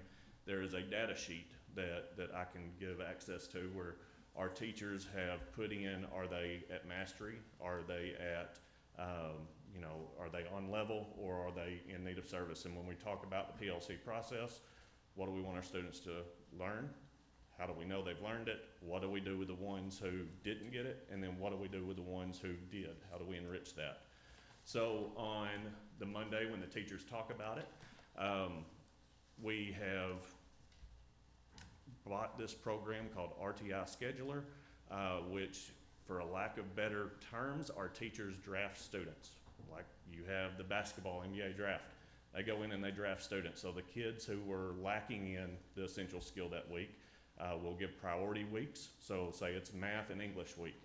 The math and English teachers get first priority to go in and draft that student. They pick them out, the next window opens up, and then our history and our science can go in. And we'll flip those weeks and days around so it's not always the same thing. So first level, we're trying to get the students that didn't get the information. So they have a dedicated time that we had to build in, and that's the innovative part. We had to build into the schedule 30 minutes a day on Monday, Tuesday, Wednesday, Thursday. So on Mondays, our students, we've been doing Capturing Kids' Hearts for the last 3 years. So we get a social emotional lesson to those students. In each tribe or our homeroom, they're going through Capturing Kids' Hearts, trying. That was a COVID thing that we knew when our kids came back, we had to connect. On Tuesday, we have an advisory time. Could be that we need to have some kind of assembly, me, my SRO, whatever those things are. Grade checks. We're looking at our teachers contacting parents on the Tuesdays. Now, Wednesday and Thursday is where we get to the intervention and enrichment time. So the students who are drafted through RTI Scheduler, they get an email. There's a calendar version. It's all digital. It's automatic clockwork. They know where they're going to go, who they're supposed to be with, and they go to that teacher. So our core teachers are who we are really concentrating on in that. But we also know there's students who, question number 4, what do we do with the ones who got it? Well, now we're sending them to our non-core teachers for different enrichment activities, and those could range from ACT prep, doing those kind of things, AP level questions, study sessions, basketball, band, some of those art enrichment, some of those things that we place students in. I've got a psychology teacher. I've got kids who might go to her that are not in psychology, but they have, you know, we'll place them in there and we will try to get some kind of knowledge base into them. The goal is at some point, we let the students pick their enrichments. So we will turn that loose and say, you're not in the group that needs to have the intervention. Where would you like to go? We're not there yet though. So as we get through Thursday and Friday, they are working on those essential skills, or excuse me, Wednesday and Thursday, they're working on those essential skills and standards that they did not perform well on our common formative assessments on the previous Friday. Then we get back to Friday and we do it all again. So this has been a very great experience for our teachers. We've come up over the last couple of weeks and we've got a couple of weeks built in to where we can say slow down just a little bit, let the teachers breathe. But that data sheet, if y'all do have access to that, you can see how we have it color coded and highlighted and all that kind of stuff with all the different classes at the bottom that you could open up. And everyone in our building, everyone in our elementary building, in our middle school building, that is placed in what we call our district hub. And the kindergarten teacher can see what the senior teacher is doing. And we're trying to make a free flow of information throughout our district to be able to see, this is what our people need to work on coming through. These are the building blocks that they have gotten and where we need to take them next. What we're trying to do is we're trying to make sure, speaking of what you spoke about earlier, we're trying to make sure every student is seen and heard. We want to meet them where they're at. And by doing the schedule like we have, we're able to help those kids. Instead of dealing with kids, in the past we dealt with kids as a group. You would all get remediation tomorrow. Well, we're not doing that anymore. We're taking you and saying, you missed this skill last week. We're going to put you back down here with Ms. Mosier in math, and we're going to help you get that skill caught up. And so we're able to do that through the schedule. We're able to get these kids, and we get to assess them every Friday, and then the next week we get to help them with things they didn't get right. And so we're hoping we're going to say yes. These kids who are missing these skills will be able to go back to remediation and catch back up, and we can continue this process, this leapfrog process throughout the semester. So that's when we talk about this schedule, that's what we're really. Do you mind coming to the microphone? Sorry. I'm sorry. So that's what we're really trying to do when we looked at the schedule is make sure that we hit every kid. We have really leaned into this PLC process, and it has been a paradigm shift for our schedule, for our district. Our teachers are buying in, our kids are buying in, and this is one of the things that we're doing to support that PLC process. So whenever the cycle report hit and we noticed that I think at the time we had 5 teachers who were over the 150 cap of students on Friday only. So Monday through Thursday, they don't have any more than 30 students in their class. So class load, the numbers on Monday through Thursday is not an issue. Well, when we went into Friday, didn't think about that honestly. We had 5 teachers come up.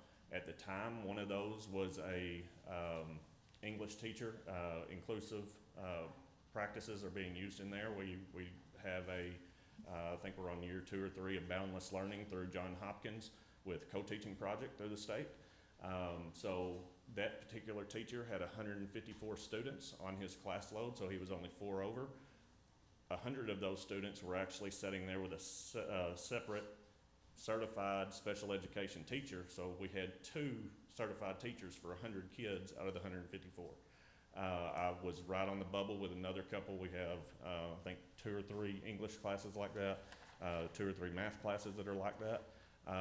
Today where we sit, I got my numbers before I showed up today. I only have 4 teachers. 3 in the first semester are currently over the 150, and then 1 of them will go over in the second semester with the scheduling. So once we started, down the 1240 request, we were able to selectively move some people around, students around, to try to get our number down. But as far as student growth in our building, we're right about 700. I had 94 seniors last year that graduated. It was a smaller group. We have 140 for the foreseeable future that are coming. So with the number of teachers that we currently have, to the number of students that are coming in our building, and just growth across the district, this Fast Friday, we may have a couple pop up over 150. But that is what we have done. Is we truly believe at our school that the teacher is the single most influential factor on student success and achievement and learning and all of those things, and we want to provide opportunities for that to happen. And we also know that if where you put your time, energy, and effort to build those things, you're going to get increase. So right now, we're putting it in our teachers, who are therefore putting it into our students, and we're looking forward to growth going forward.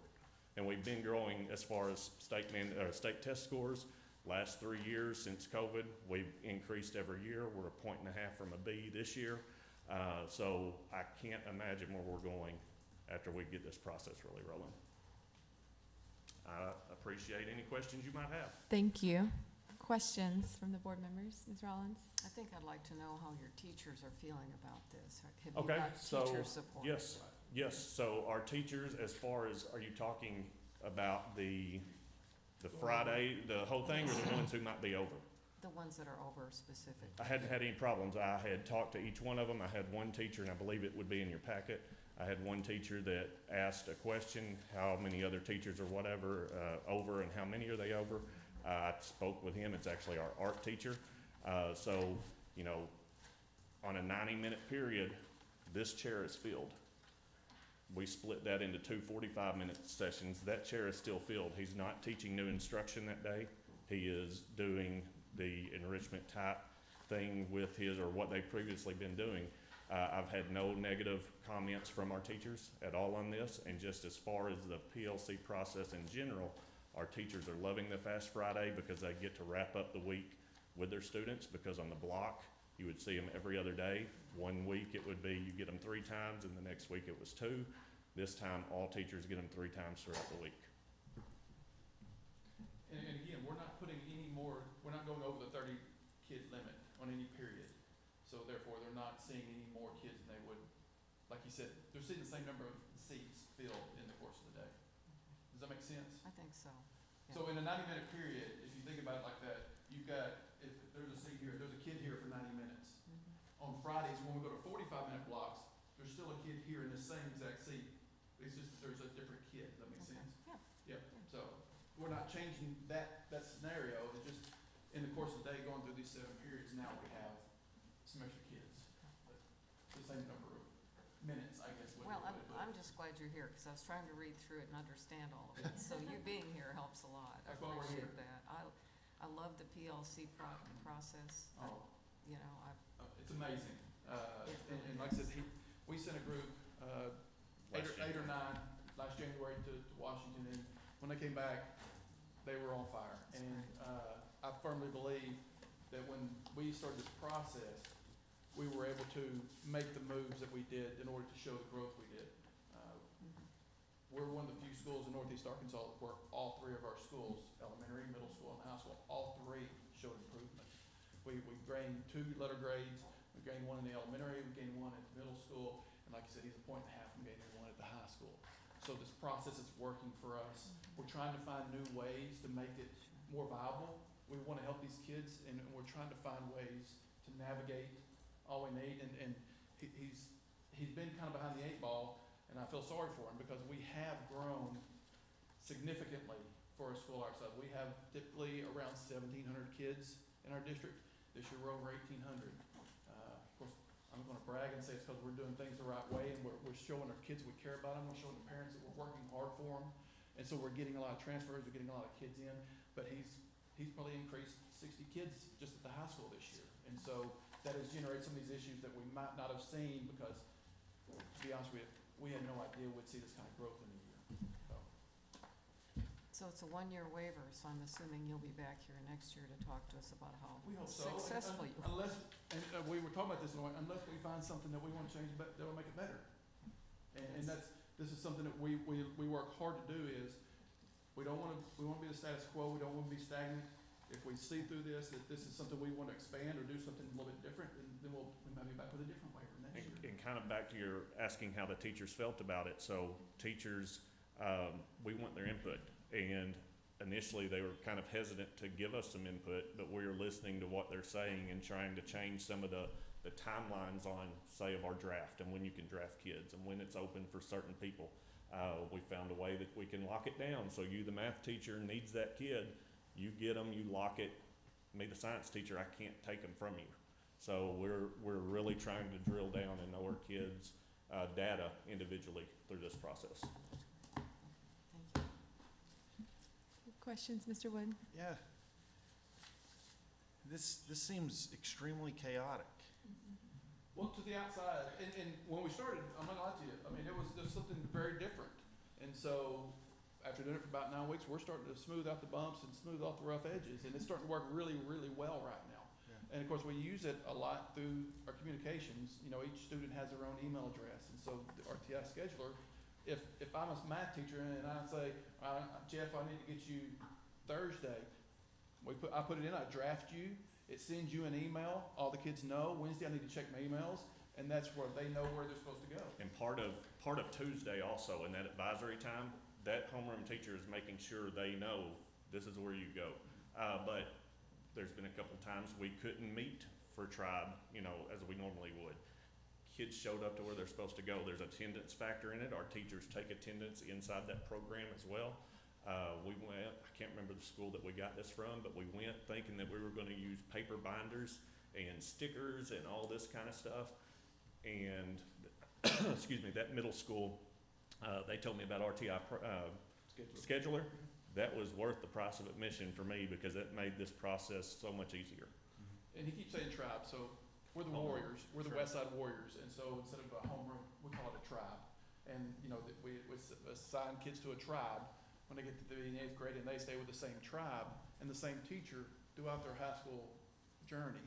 So if I'm in Mr. George's tribe, I know that he's gonna be mine, you know, for 5 years. So that helps generate that familiarity.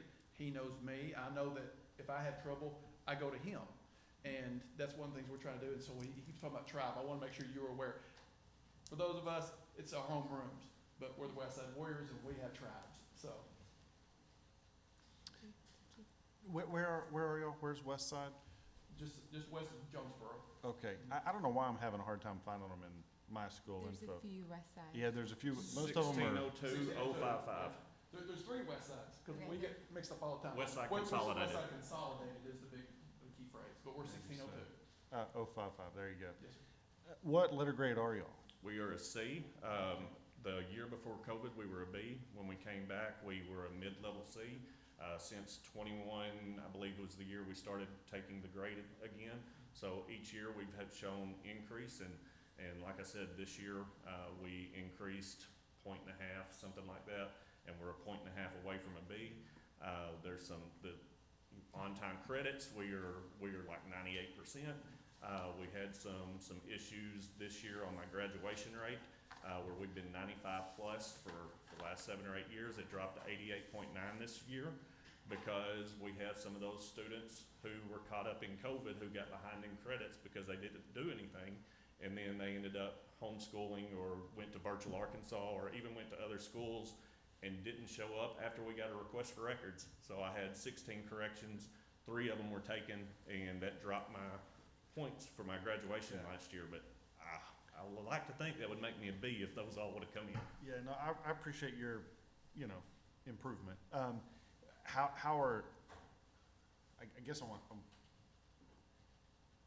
what's your attendance like? Getting back to my just general concern about the chaos of the schedule, but how many students don't show up on Thursday to their thing? Very few. Our forgot to check teachers will, if somebody is missing, they will contact me or my assistant principal or my dean of students through text or cell phone, whatever, and my SRO will go find somebody, but there are very few of those calls.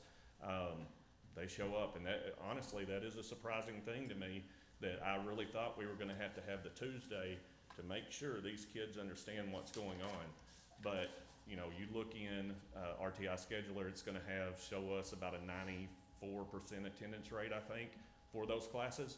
But you also have to take into account a class had a sub, those didn't get put in there. Because they don't have access to the attendance there. So we are doing very well at kids showing up where they're supposed to go. And it's almost an incentive to do better in the skills that we're trying, the essential skills that we're doing, so you can reach that enrichment area to where you can go do these things. That state band is coming up. They're gonna get some extra practice with the woodwinds. Basketball's going on. They're gonna get some extra shots up. Art, we've been talking with our art teacher about going down to our agri and do some, metal type work for art projects. So the attendance has been very, very well. How many total, 4 teachers are affected by this? Yes. What's the highest number of over 150? So I have a history teacher that first semester is at 153, second semester she'll be at 155. I've got a 8th grade, and this was the large 8th grade group that came up, an 8th grade social studies teacher. She's at 161 for both semesters. I have a biology teacher, second semester, she'll go to 153. Right now she's under. And then art is the one where we get over. So art, the elective credit that all the kids love the teacher, he's at 191 this semester, 181 next semester. But again, that's no more than 30 a day on Monday through Thursday. And they come in and work on their own projects. I mean, these are kids that are probably already in art and are doing different projects. They come in and work on their separate projects and do that kind of thing. How are you protecting dyslexia intervention during? Okay, great question. So we have our tier 1, which is the general classroom environment. We're testing those through those CFAs and finding out where the students are at. Tier 2 is actually what we're talking about with us right now. The process that we're going here, we'll call that our tier 2. Tier 3, we have our regular intervention time that we've always had. It's still in our schedule. We've got students who are scheduled to go to interventions for dyslexia in their schedule. It's scheduled there. We have different pullouts. Our English and our math teachers have, so on that 90-minute block, on their prep period, half of that is their prep, half of that is RTI. So we have, I want to say it's 65 students who throughout the week, twice a week, go to that teacher. They may be on IXL, they may be doing intervention one-on-one with the teacher, but the tier 3 is still the same as it's always been. It's still in our schedule as it's been. Okay. So we're trying to address multiple levels throughout this process, and being able to add the 30 minutes to that tier 2 that we didn't previously have has been great. More questions, Ms. Hunter? I feel like, so how many is too many? I mean, like, whenever, you said there were 153, I understand that. Mhm. It's just, you're not moving more chairs into the room, basically. But 190? Well, but we're not moving more chairs in. So, okay, so how many, so they don't have more than 150 in Monday through Thursday? Correct. Because they have 5 class periods. And it's 90 with minutes. only, Well, they have 4 class periods and they have one 90-minute prep. okay, I mean, so yes. no more than 30 students Right. per Yeah, period. we're not even close to it on Monday through Thursday. And This- then on Friday, how many periods essentially are there? Because they're 8 45 periods. minutes. So this also lets us show if we tried to move to an 8-period day, it doesn't work. Right. So that's another consideration that we were looking at to future planning. Could we go back to this other thing? And our teachers don't really want to. Our students love the block the way it's been. But again, we're not moving additional chairs in. Mr. Gaunt may sit in that chair for the first 45 minutes, 1A. Right. 2A on Friday. I come take that place for 45 minutes, but on Monday through Thursday, he sat there the whole time. Right. And it looks on paper, but when it does. Yeah, because I mean, you could go up to 240 if my math is right. Right. True. I mean, Yes. that's crazy. Yeah. I mean, that's not where we're going. We're not shoving Yeah. people into Yeah. classes. We're Right. trying to You're space just things out. cycling Right. them through But faster. like I said, his class is Exactly. an elective. You have to have that half a credit of the art, and kids honestly flock to him. And He's one of our campus favorites. Well, and I mean, I think that's wonderful, and I think too that the students are trying to, get through their core classes and get to the enrichment. And I mean, I think this is what you're seeing that happening. Right, and parent-teacher conference last night, I have a parent talking about their student's math grade. Well, I can go in and show, okay, they've been in math intervention this many times. This day they were scheduled, but they were absent. And all of that, you can see, well, maybe there's a problem on the, I don't want to say the teacher end, but as far as the message from the teacher to the kid, or if the kid's just not doing the work, you're seeing the zeros and the NHIs, but we're trying in every way we can to get them additional help. The RTI scheduler does a great job of giving us data when we talk to parents to say, this is where the problem lies, this is what we're doing to fix it. He's coming here, or he's not, if his attendance issue, then we can show. We're trying to help him on these days, and he's missing these days, maybe, before we can pull parents in. 504 meetings, it's been very beneficial to talk to the parents saying, we understand that this, whatever it is. And last night I scheduled a teacher, so my 8th grade math, we have it split between 2 different teachers. Maybe it's not clicking with this one. I want this other teacher to schedule this student for RTI the next 3 weeks. You just get them, nobody else can take them, because that's the only grade that was an issue. So sent that email out last night. We'll start that process with that student next week. So, the students who are not kind of in that enrichment category, and what is the feedback from them? I mean, it might be kind of anecdotal, but what are you hearing from them? Do they like this, that they are getting kind of extra attention, more time with the teacher, Yes. that type of thing? Very Yes. much. And what we're seeing, I think, through CKH and, which is Capturing Kids' Hearts, and through the PLC process, I hope you're aware of what that process is, but it's an constant empowerment. We're trying to show our kids that you can do these things, and we're willing to help you, and they're meeting us halfway, and I think they're showing some ownership of the situation, and I think they're really starting to like it. But the student that is in the intervention side of this, not the enrichment, when they were sitting in a class of 27 and they didn't get it, now they come to what might be a 30-minute class of 6. So they get more attention from the teacher to work on that skill that has been being worked on all week long. And that's not the only skill or the standard that's been worked on that week. That's the one we chose. We're going to make sure that we test on at the end. And just one more, and you know as well as I do, when kids start to show progress, when they start to see that, hey, I'm putting this extra time in and now I'm getting somewhere, it helps to motivate them to do better. They want to do better. And so that's what we're seeing a lot of too. Can I ask a follow-up to that? Yeah. And I don't mean to step in front of you guys, but what you said about the morale of the students in the RTI versus students in the enrichment, and I hope I'm using the language right, and I apologize if I'm not, but y'all are smarter than I am, and the people y'all have learned this from probably have experience with this, but it seems to me like you could develop an issue with regard to students feeling punished. Jack gets to go shoot basketball, and I get to go do more algebra. And the teacher can Now, too. But listen, I'm not taking away from that. Academics are supreme and most important, and despite any child's feelings, it's better to learn algebra than play basketball. But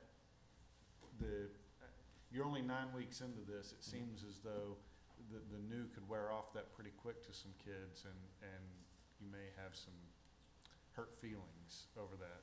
I don't know. I don't even know why I say it, because as I say it, I start to. And I understand what you're saying, and we can give, we have the ability to give priority to the non-core teacher. And then you pull those kids first, and then the others behind it. In our science department meeting last week or the week before, my biology teacher was like, I would like to do enrichment in here. Can I not schedule the intervention side of things? Can I pull in the higher level? They're the ones, question number 4, who got it, and what do we do with them next? So she set up her next one to bring in the enrichment side as opposed to in the science being an intervention. So the teachers have flexibility to it. Mhm. And that's, I understand what you're trying to say, and that's something we're monitoring. At 9 weeks, we haven't seen that yet. Yeah, okay. You know, now we'll get the dog days after Christmas, yeah, that would probably start that, but we're gonna try to do our best to not allow that to happen. Yeah. More questions, board members, Mr. Sutton, Mr. Bragg, Ms. Salon? Yeah. So you have been doing this for 9 weeks, and you have high school students? Yes, 8 through 12. 8 through 12. Have you gotten any direct feedback specifically from students about how they feel about the process, what it's done for them? Have you gotten anything directly from a student? I will tell you, my own son came over, and when he first heard what I was, first of all, he went to a neighboring district up until last year, and then I brought him over. Absolutely hated me the first 3 weeks at school, that I made him move, and he's writing papers in English about how that was the absolute best thing he could have done, because we're getting him in programs, ROTC, Air Force ROTC, that he would not have had those opportunities at his own school, so now he's becoming a leader in some different things. But whenever I said, he talked to his teacher, he's like, we've got to take a test every Friday? No, it's not a test every Friday. It is an exit slip, exit ticket, basically. Multiple choice. And for the teacher, we want this as easy as possible. We want it graded through Google Forms. We want Edulastic, I believe, whatever those are.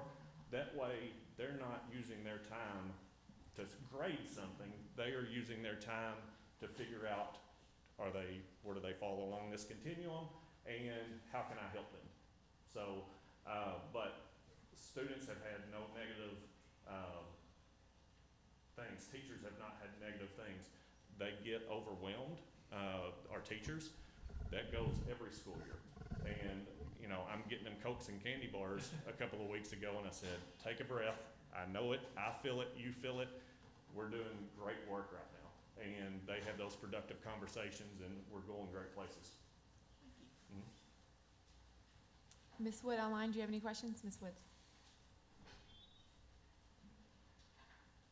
Okay, any more questions? Are you talking to me? I'm sorry, I had a really hard time hearing most of that. Sorry.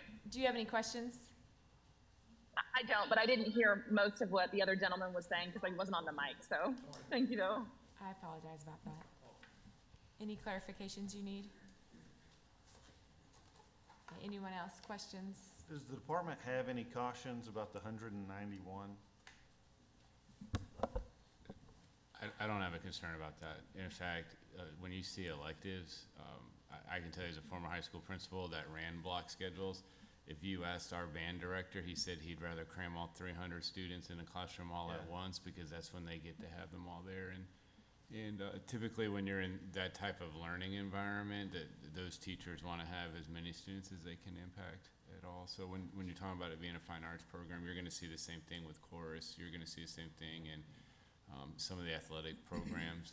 If I'm an athletic coach, a football coach, and I have 100 students in the weight room at a time, I'd rather have them there all at once, as much impact as I could have. Yeah, makes sense. How's the art teacher feel? He's fine. Like I said, he's the one that originally asked the question. You got the email kind of wondering about it. After we spoke about it, he's like, you're right, I'm not seeing more kids. I am, but I'm not seeing more seats. So it's not an additional burden on him. Okay. Any more questions? Okay, then the floor will be open at this point for a Before motion. this, I look forward to hearing how this goes. Please, I mean, I'd be interested in y'all Well, if it works well, we'll sending go us back a next year. send And- us a report over the and, summer, how it went. Mr. Shannon that was up here in your first group, Mr. Gaunt called him on the way over here this morning saying, hey, I know you're on the schedule. What do you got going? And he's like, I just got back from White River, got back in 2 days ago, the PLC process, you gotta do it. We are, we're 6 months into it right now, and we are year one. I mean, we wanna be looking down from a mountaintop as opposed to the bottom before this thing's done with us. Okay, floor open for a motion. Move to approve the motion. Okay, a motion by Ms. Hunter to approve. Is there a second? Second. Second by Mr. Sutton. All in favor say aye. Aye. Any opposed? Okay, motion passes. Thank you very all. much. Thank you for Thank you coming very much. down today. I appreciate it. Do we need a break? Sure. It's Yeah. been a few. Let's do a break. We'll be back at 11:15. Recording stopped. See, I went to high school with a very complicated schedule like that, but we had this dedicated 30 minutes homeroom every day. And that was the best thing you could do. To sort of ride your feet. I did not. I went to high school. It was very I'm sick. Yeah, I mean, we emailed them to them yesterday. Oh, they did get my email. Yeah, we emailed them to them yesterday. But we need to print copies. No, I'm just, as long as they got an email copy. Yeah. And then, putting them so they publish so that people on the agenda. Oh, right, that's fine. Be published. I'm sorry.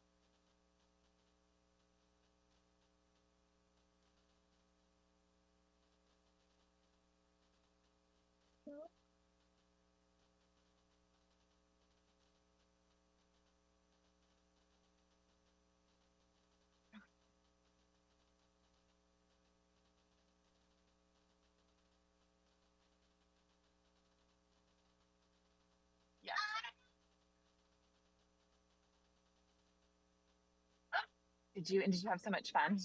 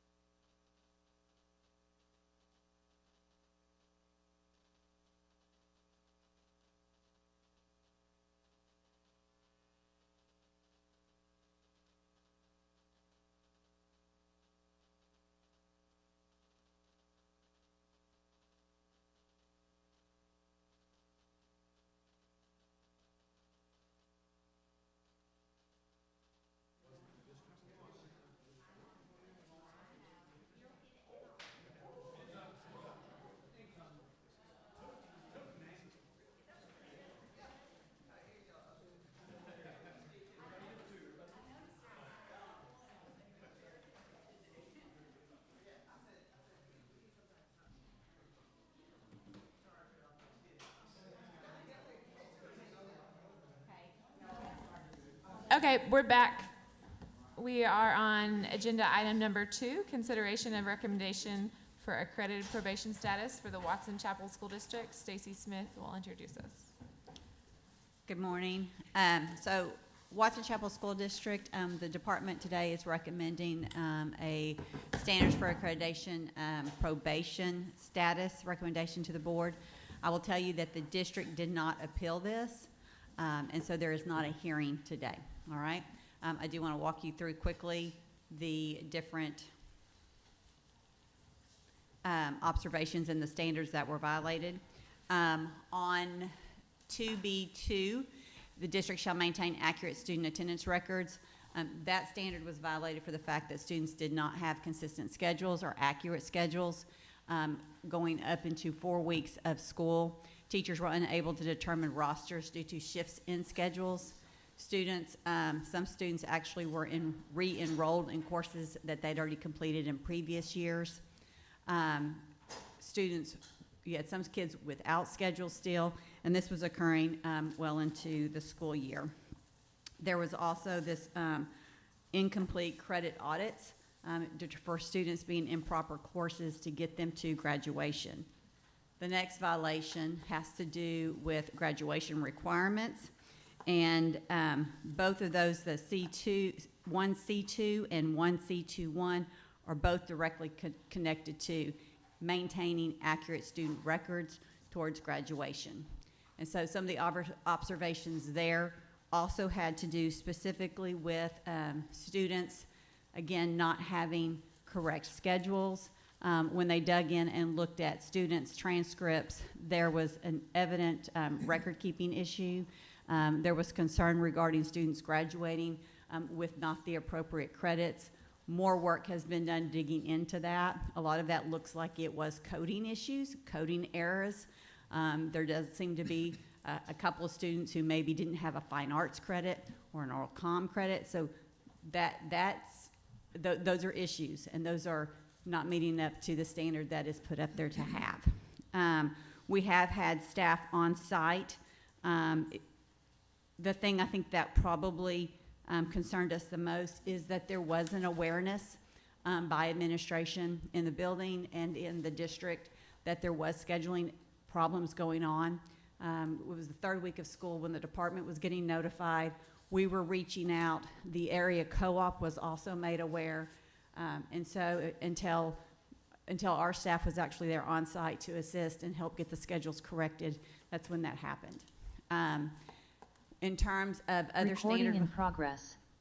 in terms of like other standards or concerns, there are other concerns that are occurring within the district right now. We do feel like, though, that our staff can get in there if the district is willing to directly work with us and make improvements. At this point, we're not asking for any action in terms of any type of state authority or sanctions other than putting the district on probation.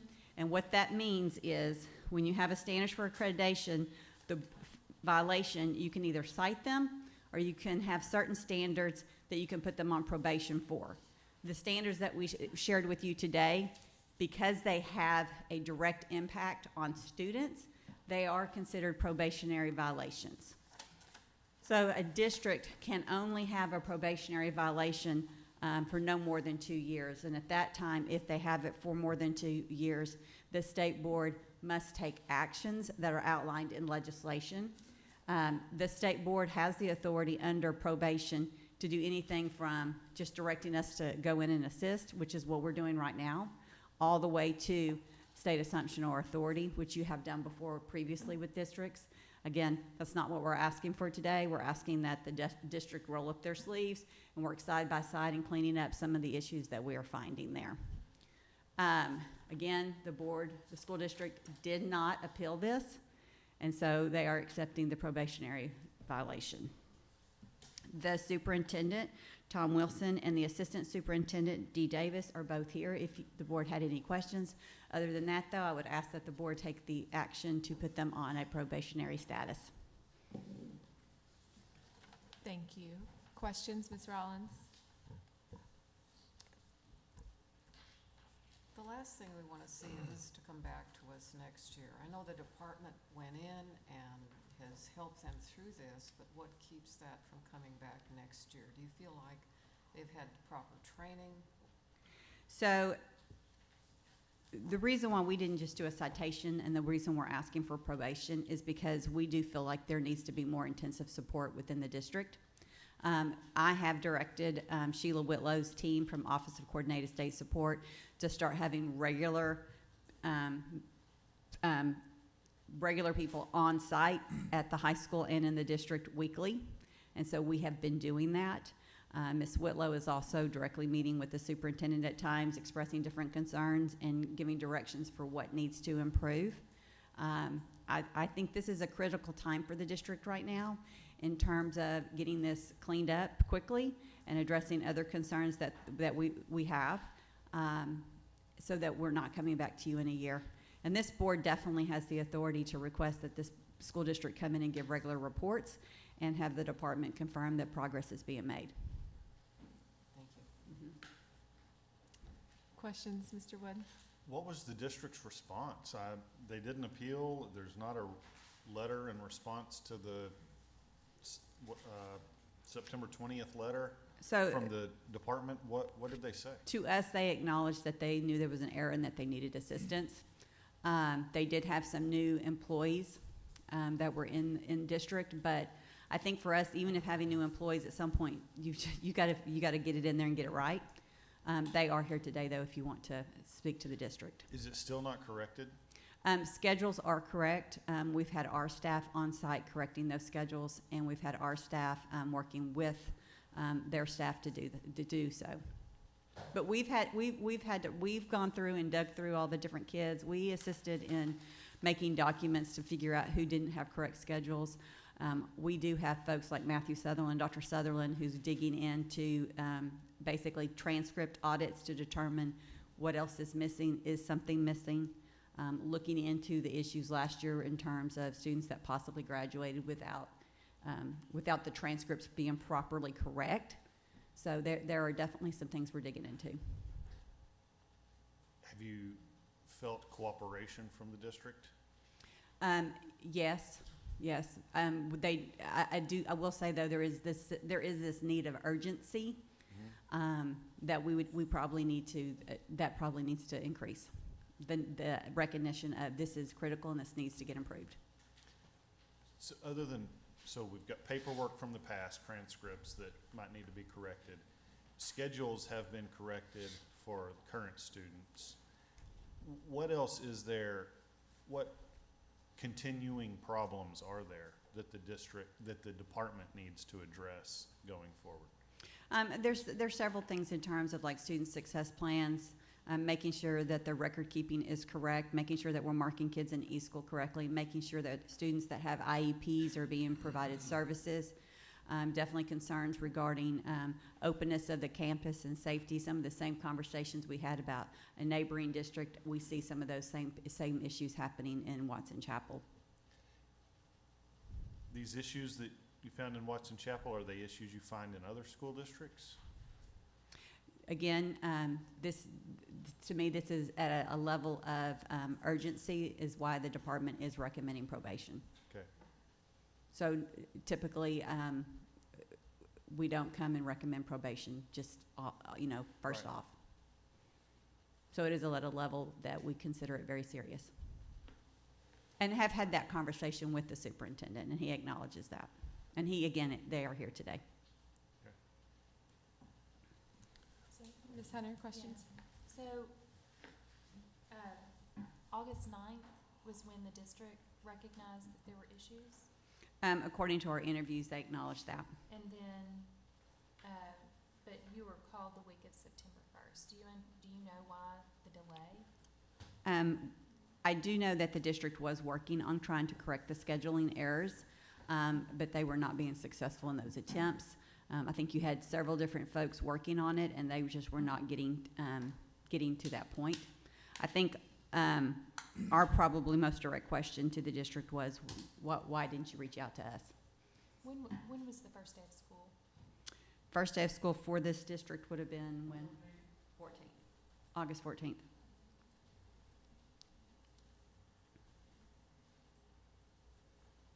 And there was new counselors, new folks throughout the district.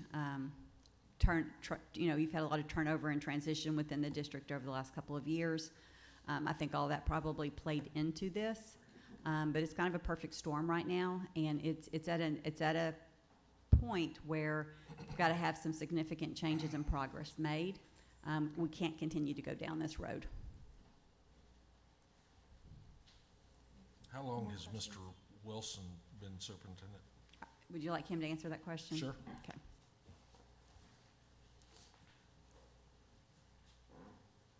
Tom Wilson, Superintendent of Schools. You need to swear me in. Do I need to swear in? Okay. I don't think so. First of all, I'd like to say this. I can't tell the commissioner and the board members how much I appreciate your staff for coming down and helping us. We found out about this a week before school started. I pulled my team together, my IT team and all of them together. I said, we got to get these schedules fixed. You know, when you're told schedules are fixed and everything's ready for school, and then you find out the week before, and I'm going to say this, there should be a check and balances there. I'm not saying there shouldn't. Somebody's responsible. But we did everything we could with the timeline we had. And it was very important that we meet the needs of our kids. You know, our kids, it's just like graduation requirements and everything else. We've got to take responsibility for that. Now, I've been there. I was hired a year ago, July 28th. I came in late. I graduated from Washington Chapel. I got a lot of pride in Washington Chapel. I graduated in 1967. I also coached there for a period of time. But I got a lot of pride in Washington Chapel, and I want to try to bring that pride back. We're in the process. We were able to pass a millage during my first 3 weeks of school. Pass a millage to build a brand new high school for down there. And they need it terribly. The buildings are 75, 80 years old. We're going to do that, but we got to change the culture. We got to get everything on the table and bring it into that new school where we'll be successful. And that's what we're trying to do. We've talked about it, and I appreciate everyone that worked with us. We are on the cutting block right now. We've got to move forward, and we got to do the best job we can for our community and kids. We have had a lot of employee changes. We average about 47, 50 employees a year. We got about 1,700 students, 132 teachers, something like that. So you can see that is a pretty good turnover. We have we got 42, I believe, excuse me. We got 42, I believe, 1240 teachers. So we do have teachers teaching out of areas. But we're here to help the kids and help the community. And it's very important to me because I graduated from Washington Chapel, and you know, I owe it my career. I've been in education, like I said, 47 years. But we're doing everything we can. I do appreciate so much the team that came down, and they're still coming down. Come down once a week. We meet with them. We go over what we're doing. We're changing a lot of things, and they're going to be for the improvement of Washington Chapel. More questions, Mr. Bragg? I know there's a sense of urgency, but is there a target date to review whether these have been corrected? So in terms of student schedules right now, we do feel like student schedules are correct. As far as continuing to work and making sure that all the records are cleaned, that's what we need to keep doing that. We also need to just continue to push in on the district in terms of quality and what we're providing throughout everything. And again, the district working with us to do that, not asking for the state to take in and take over, but definitely for the state to give some directed things that need to happen, and that the district then takes responsibility in making sure that those things are done. So I think it would probably be appropriate for Watson Chapel to come back to the board and give like an update on where they are like in the next 3 months, and the department being able to kind of outline some things that we're expecting to see happen in that time frame. Stacy, what happens, or what do you do with the seniors that participate in graduation? They receive diplomas or? So again, we feel like most of those seniors were probably record-keeping errors, and that's what we're looking at right now. We have a couple that we can see that possibly it could have been like a half a credit or something like that. If we see our team right now is digging into that. If we think there is a student that substantially did not meet those credits, then we will have to group up as a team and determine what to do. But for the most part, it looks like it is literally record-keeping errors. Okay. I mean, with record-keeping errors, I mean, that just really causes, puts everything in question. I mean, how long has this been going on? We've talked about graduation last year. What about the year before? I mean, how long has this been going on? I have a lot of concerns here, even about just competency, to be honest. Let me make one comment. I feel like it has been going on for a period of time, maybe 3-5 years. I don't know. But we've had a lot of we've had a lot of turnovers in the school with not only secretaries, counselors, principal. We've had even recently we've had some resignations from administrators and counselors, and we're trying to put it back together right now and get it going, because we've got to have everything in order. And my assistant superintendent, Dee Davis, she's very familiar with this, and she worked at other school districts. It's her first year there, and she's made some plans for this that will deal strictly with the paperwork and having a register clerk that will also register the kids and get all their credits and things from other schools when they transfer in or whatever. We've got to get on top of this, and we know this. Like I said, this is the first time it's ever happened to me, but we're going to, we're taking responsibility for it. We're going to do the best job we can. We got 1,750 kids. This year, we lost at least the number of students that we've lost in the past 7 years, which was 50. It's usually over 100. We've gone from 4,000 down to 1,700 students. 4,000 down to 1,700 students. So you can see, hey, we're actually improving a little bit with keeping kids, and we want to do that. We want Washington Chapel to come back.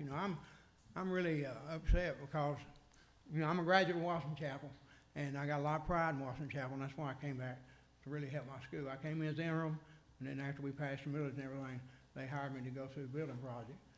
But there's a lot more to do than just a building project. I'm sitting here wondering, are you able to work with your school board, and what? I didn't hear what you said. Are you able to work with your school board? Oh, yes. School board supports us 100%. They're supporting everything. Very good school board, yes. A lot of the problems are with turnovers and things like this. we know, we're almost gonna have to grow our own teachers and people within our district too. You know, it's hard to get people to come to Pineville, Arkansas to teach or to be part of a school district.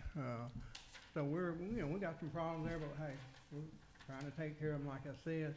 And I believe everybody pulling together like I think it's gonna make us closer and make us a better district. Well, it's obvious you have support if you've just passed a millage. But I would suggest that you pull everybody together and really work hard together to really That's bring it exactly down. what we're gonna do, yes, ma'am. We've got to change, like I said, the culture of the district and move into the new school, especially the high school, with a different culture and attitude, yes, ma'am. Oh, we have questions online. Ms. Keener had a question. I can share too. Do you feel that the courses for the semester can be adequately taught following weeks of lost instruction for those students? Can be adequately taught. Yeah, so students schedule switching 4 weeks into school, can they adequately be taught in the time frame that's left? Yes, the teachers are catching them up as they go, and I believe they can be, yes, ma'am. I sure do. Ms. Woods? You've lost half the semester, though. What happened that semester? You've lost half the semester. Oh, well, we've lost some time, there's no doubt about it. What are our choices? You know, what do we have to do here? We gotta move forward. A semester, hopefully, everything will be corrected by then for sure. Those kids will have correct schedules to follow and everything. And hopefully, if we have any more openings, sometime we do have some openings that semester too. And we have to find available staff to take those positions. So it's a work in progress, for sure. Ms. Woods, do you have any questions? No, ma'am. Thank you for asking. Okay. Again, we'd ask that the state board take action and have the probationary status, and then probably build in there for the department and the district to come back maybe in January for an update after the middle of the year semester time. Would the department be opposed to an update sooner than January? I feel like this is urgent enough that. I mean, we will do whatever is at the pleasure of the board. I will tell you this, if I feel like or my team feels like there's concerns of progress not being made, you won't have to request us to come back. We will automatically come back and update it. Do you kind of have a follow-up question along those lines, though? Is your team going to be able to go in to see students in the classes? Yes, to ensure that? Yes, and we've done that. I've been to the school. I've walked through every class in the high school myself. My team is there weekly walking through. And so we see kids in classrooms. We see teachers teaching. We see materials in hands. So those pieces are happening. Okay, and so in the instance where students were assigned a study hall, they have been reassigned? Yes, to that's been courses? corrected. Do you And have- I have a document that shows who's been reassigned to where. Okay, do you have any students that are doing part day at the high school or all staying? Part day at the high school, do you have students doing part day? Or do they have full schedules, seniors? Or half-time or what? We do have a work release program in the afternoon. Okay, but I know some districts right now release students that they receive all their credits. So your students are going full-time at the high school? Okay. We'll follow up on that. Okay. As far as looking at, obviously this is a system failure at the high school, are you all working with junior high and other schools to ensure that other? Yeah, so part of what kind of led to the perfect storm this year too is they rolled some of their students up from junior high into the high school and then didn't have enough of their elective filled, and so to create the schedule.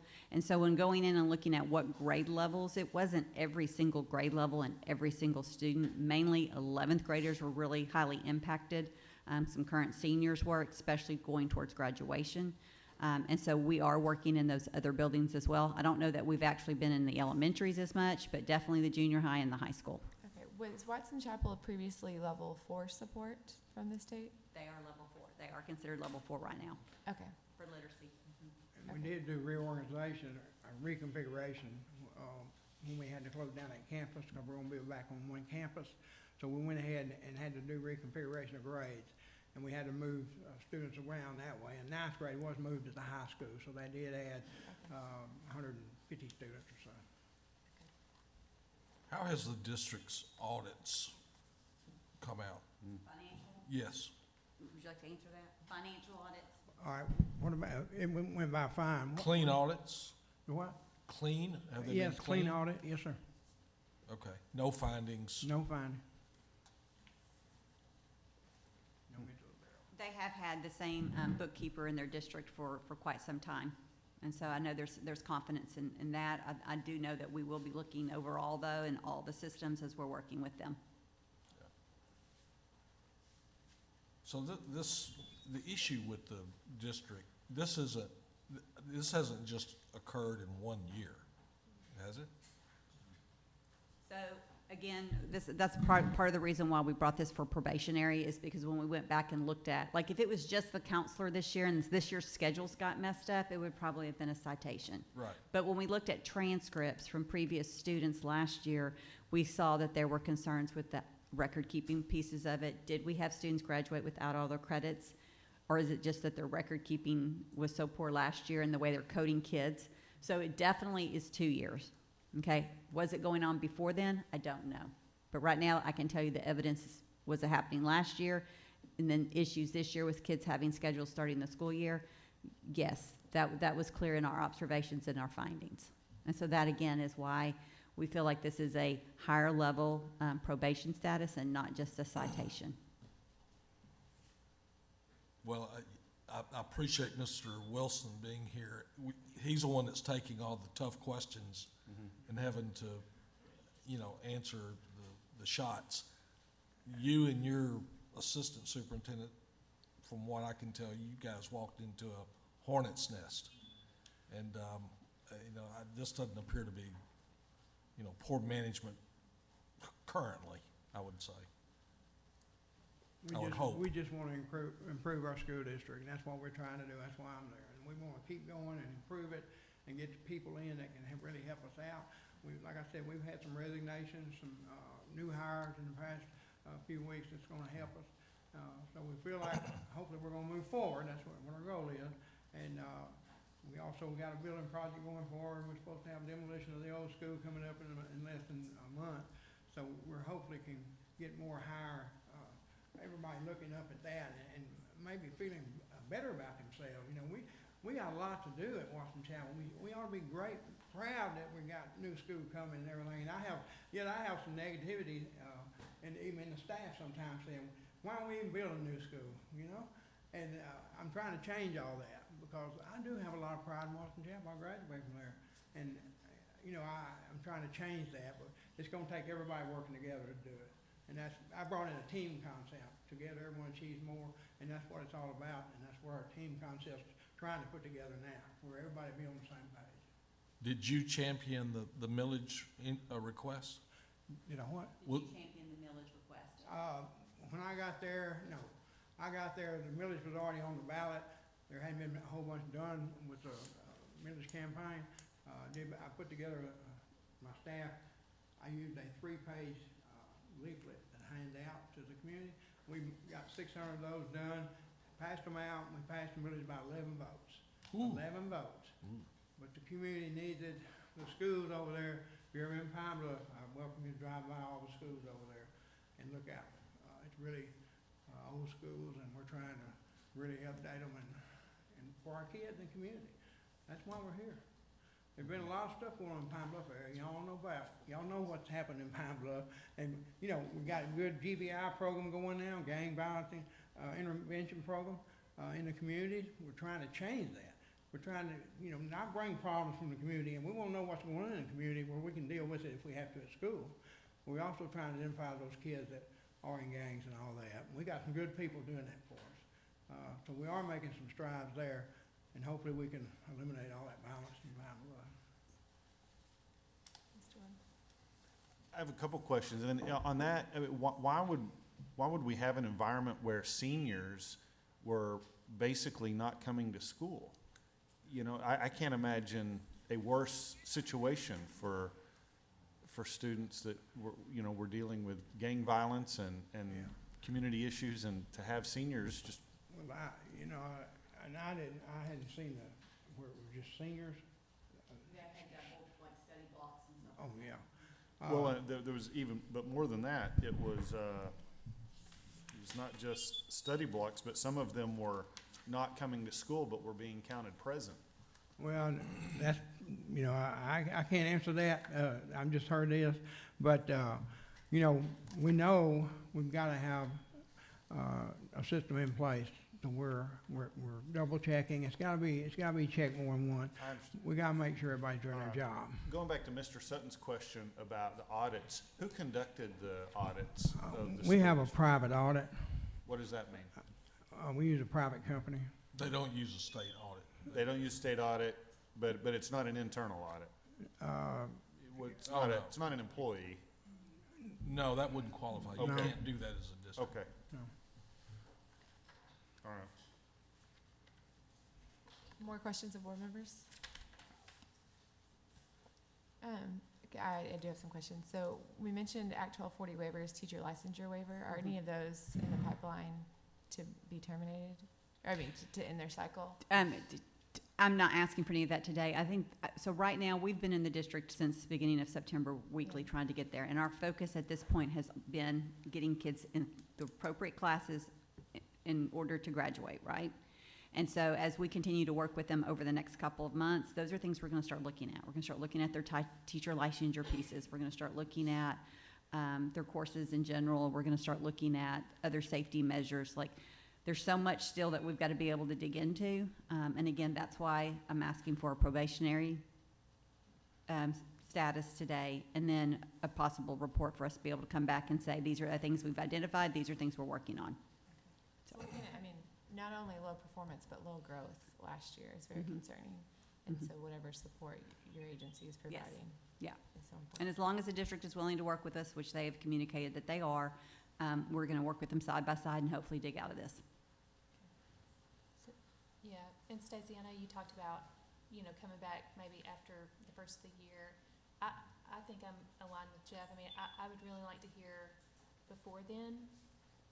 So it's October, so maybe December, a couple months. Yep. Because, not only the progress, but the level of cooperation and willingness to not just do what you ask, but to learn from what you're trying to teach. About these systems. Yeah, I think December is acceptable. November, I don't know how much more I could tell you in November. Like, where they're working, but December would give us time to be able to really do a deeper analysis of what's going on.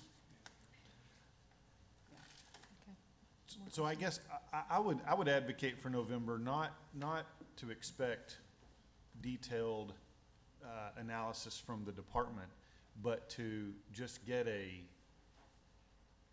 almost a certification from the department that cooperation is being received, that steps are being made, even if this is a 5-minute, 10-minute report, just to convey the urgency to all levels of leadership in the district. That this, I mean, in my opinion, the system failures we're talking about here, where we have questions about whether or not students were properly graduated.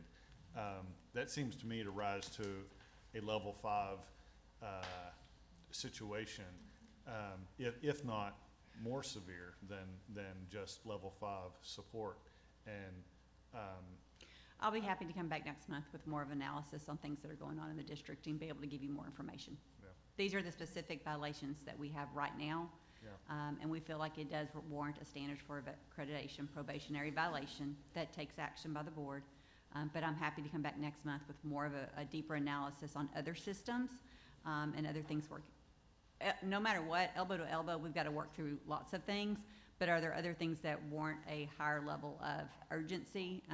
We can definitely dig into that and bring that back next month. I guess part of my urgency goes to Ms. Keener's question that we're halfway through this semester, and we got kids in the buildings right now. We got to, And those kids are in classes and scheduled in classes now. Yeah. Okay, any more questions at this point?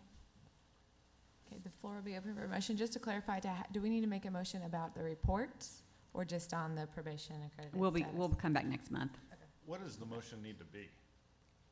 To accept the recommendation of the department to accept a probationary status for standards for accreditation for Watson Chapel.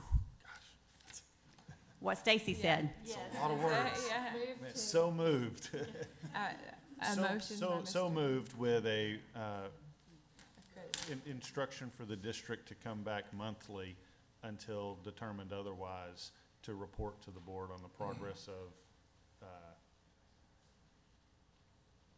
the department's support. Okay, so we have a motion to approve the recommendation for accredited probation status with monthly reports.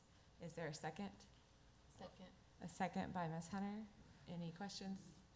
Okay, all in favor say aye. Aye. Aye. Any opposed?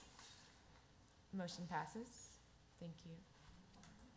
Up next, we have the consideration of request for approval of the ELPA, alternative ELPA cut scores.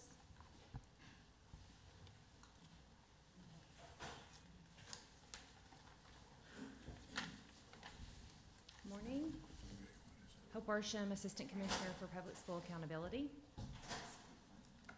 So I bring to you today a request to approve the cut scores for the alternate ELPA assessment. So I'll give you a little back overview of what alternate ELPA is. So we have a full assessment system, as you know, and one of the requirements from the federal government is that we assess all of our students in their English language proficiency. And that is required both in a general setting, and then we have to have an alternate assessment for our most significantly cognitively disabled students in this same category. In the state of Arkansas, we have approximately 500 students that fall in this category. So with such a small population, it was of our best interest financially to join into a collaborative whenever we started the development of this assessment. And so back in 2017, I believe, we joined a collaborative that was established through a grant from the Department of Education to develop an alternate English language proficiency assessment. And so that's what Arkansas did. We have participated fully all along the way in this assessment development and in the process. And this assessment is specifically for our students who are English language learners and significantly cognitively disabled. So they're duly identified in both of those categories. For this assessment, the premise really is that we're assessing two things predominantly for the student. It's their receptive modality and their productive modality. So can they listen and read in English, and can they speak and write in English? That's essentially what we are assessing in this particular assessment. The assessment is given in about the January timeframe, so students have a bit of time here, even if they're first year. And they would take that about that January timeframe. There's a 6 or so week window for this. It is delivered online. The student is delivered online, an online platform. There are many accommodations that are available to students. We provide that support to them through the assessment. With the cut scores, we measure 4 things. It's administered to all grades K-12. I thought that was important to mention as well. And then we have 3 overall proficiency determinations: proficient, progressing, or emerging. So just letting you know where are the students along the continuum of their English language development. We went through an entire process with the collaborative. Our teachers were right there along the way as far as sitting on committees. We had teachers, administrators, and department representatives on the committees, both from our EL department and from our special education department, and walking through the standard setting process. So through the process that group went through, along with the collaborative, they established the cut scores that were representative of where students should be in their English language development at that time of the year, and have produced the 2 tables that you see, the receptive modality and the productive modality cut scores for each of those categories. So our request, we're just asking for approval of the board for Arkansas to utilize the collaborative set cut scores. If we did not approve this collaborative set cut scores, we would have to go back and repeat this entire process ourselves, and then we would also lose the support from the collaborative in our peer review process, things that we have to submit to the federal government to ensure that our assessment is valid and reliable. Thank you. Questions of board members? Ms. Rollins? Mr. Wood? No. Ms. Hunter? Mr. Sutton? No, ma'am. Mr. Bragg? Ms. Salon? Ms. Keener? Ms. Woods, any questions online? None from me.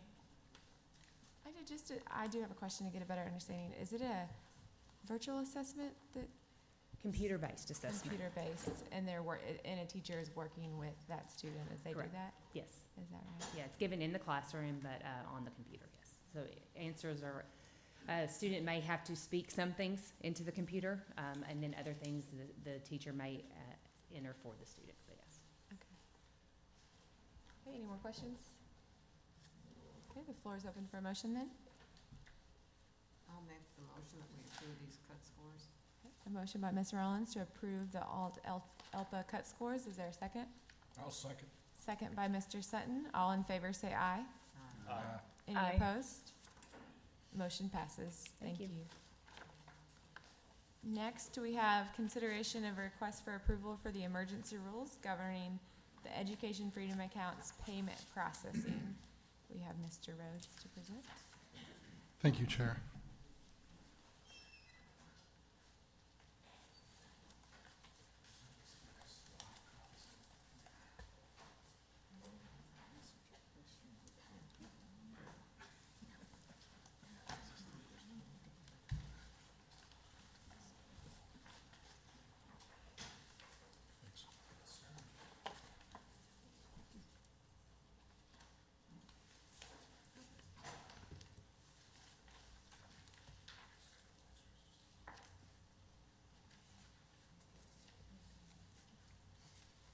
There you go. Daryl Smith is also going to be with me on these rules.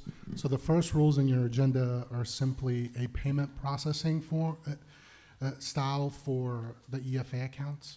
It does not impact eligibility. It does not delve into any other parts of the EFA program. It is simply having a policy for how payments will be processed once families and students have already been selected to participate in the program. And I'm open for any questions. So is Daryl. Okay. Questions, Ms. Rollins? Mr. Wood? When were these finished? Say it again. When were these finished and prepared? The emergency rules. Yes. So we have been working on those rules for a few weeks now. These particular rules were approved by the governor's office, I believe last week. I'd have to double check the actual date. Am I overlooking when, I've got to be honest, I think this is the first time I've seen them. Okay. And were we provided these before? I know they were emailed to members of the board prior to today, yes. I think yesterday about 1:50 Okay, p.m. all right. May I actually, I'm going to take a point to ask a question. So these rules are set, we already approved emergency rules for the Education Freedom Account. Correct. Why do these have to be a separate set of rules? So the initial rules went into eligibility and, again, selecting families for the program. Yeah. We're still working on the permanent rules because we're working through public comment. That takes a significant amount of time in order to have something in place to process payments long-term. These rules will provide that avenue, right? So we will have a process from which, once you've been selected, these are the steps that we take in order to process the payment, which is receiving an invoice, using the vendor, again, making sure that those expenditures are valid, and again, Hinker anytime, and then paying out from that vendor to the provider. Will these rules, will they be one set of rules in the end, once we get through the whole process? Correct. So this month we'll be, again, presenting the emergency rules to you. Next month we'll have effectively a carbon copy of this that will be permanent, just to, again, have that vehicle in place while we're going through public comments. Okay. And then, yes, that language, this language will be incorporated into the final set of rules once it's fully promulgated. Okay, thank you for that. So this set of rules will be back in front of us for final approval in the coming months? Correct. How long will these last? So this emergency rule is simply there for 120 days. Okay. That's what the APA provides. Again, we'll be running this rule in front of you on a permanent basis next month. Okay. So you will have plenty of time. And then, and again, this language will incorporate into the final rules once we work through all of the public comments. Okay. How many days? 120 days. More questions, Mr. Sutton? No, ma'am. Mr. Bragg? Okay, Ms. Keener, Ms. Woods online, do you have questions about this? No. Okay, so just to clarify, these payments are going out now. I mean, this process is happening. It's kind of like we're building the airplane as we're flying, right? As the rules are going out and the programs. So the emergency rules that you've previously approved are still in place. Okay. So again, we're working off those rules currently. This is, again, to have that specific process for payment long-term until we have final rules promulgated. Okay, and then when you come back, these rules will go out for public comment with that Correct. permanent rule. That's And right. that will give more people input into the rules to allow that process to. That's correct, Chair. Okay. Okay, thank you. Does anyone need more time or questions?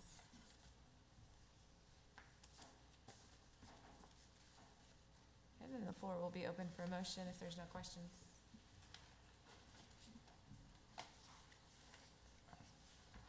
Motion to approve. Okay, there's a motion to approve the emergency rules. Is there a second? Second. Second by Mr. Bragg. All in favor, say aye. Aye. Any opposed? The motion passes. Thank you. Next, we have consideration of request for final approval of rules governing school safety. That's correct. So, and I'm actually going to have Stephen Reynolds and Jason Weatherly come up in a minute. These rules are the final rules for school safety. So, several months back, previously, well before my tenure here, you as a board had approved emergency rules for school safety projects. There were expenditures that could be reimbursed to school districts. That language is included in these rules, but we also went ahead and worked through a promulgation of permanent rules for school safety that also provide for SROs, MOUs between school districts, and the local police departments for those SROs, for lockdown drills, tornado drills, safety assessments at every school district, mental health, and then also roll in that language for the grants. We worked with the Attorney General's office and the CJI Institute for the development of these rules. Again, these went out for public comment. Public hearing was last month, right? Yeah. Right. We received a few public comments. We did make some changes pursuant to public comment. And now we're presenting those rules to you as a final rule. The next stop would be the Arkansas Legislative Council, so the legislature. We would be presenting them for legislative review and approval. And then if they're approved by the legislature, we file with the Secretary of State's office and the state library. At that point, they would become final.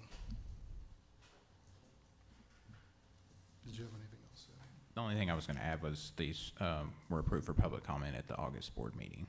So the public comment period was basically the month of September. Thank you. Questions of board members? Ms. Rollins? Mr. Wood? Ms. Hunter?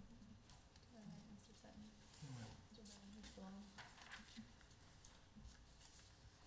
Ms. Keener, Ms. Woods, do you have any questions online on the school safety rules?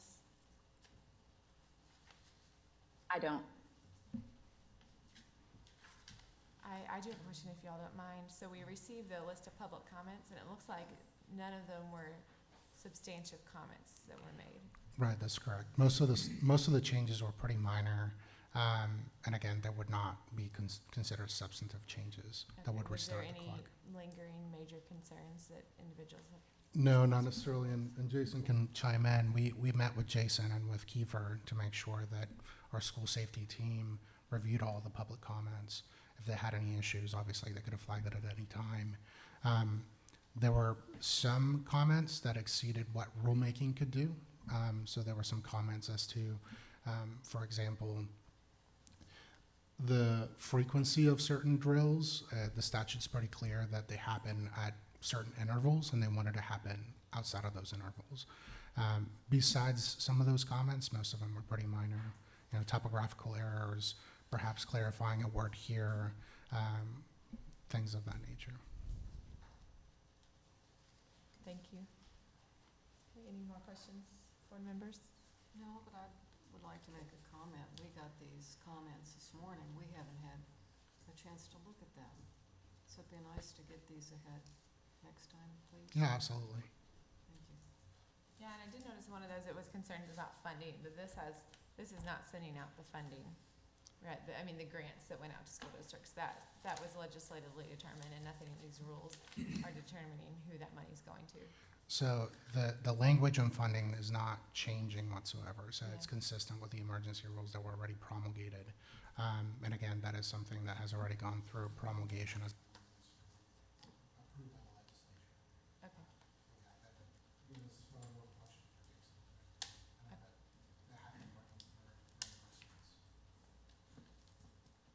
Okay. Questions? Anyone need more time at this point? Just for the comments or to vote on the final rules? Either. Just make sure before. Is it critical to put them in place now? I mean, is it important that we approve today? So the only holdup is obviously having the permanent rules to get provide the vehicle to make sure that reimbursements are done on a timely basis. That would be really the main consideration, the timeliness of when the permanent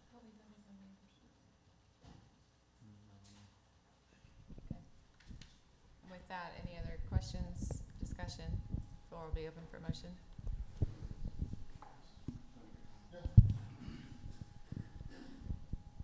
Jason Weatherly, the State Schools Coordinator.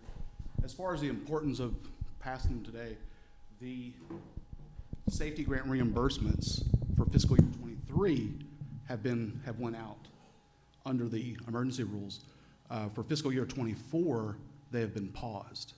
So we have schools that have spent money that are expecting reimbursement so they can spend more money to be reimbursed again.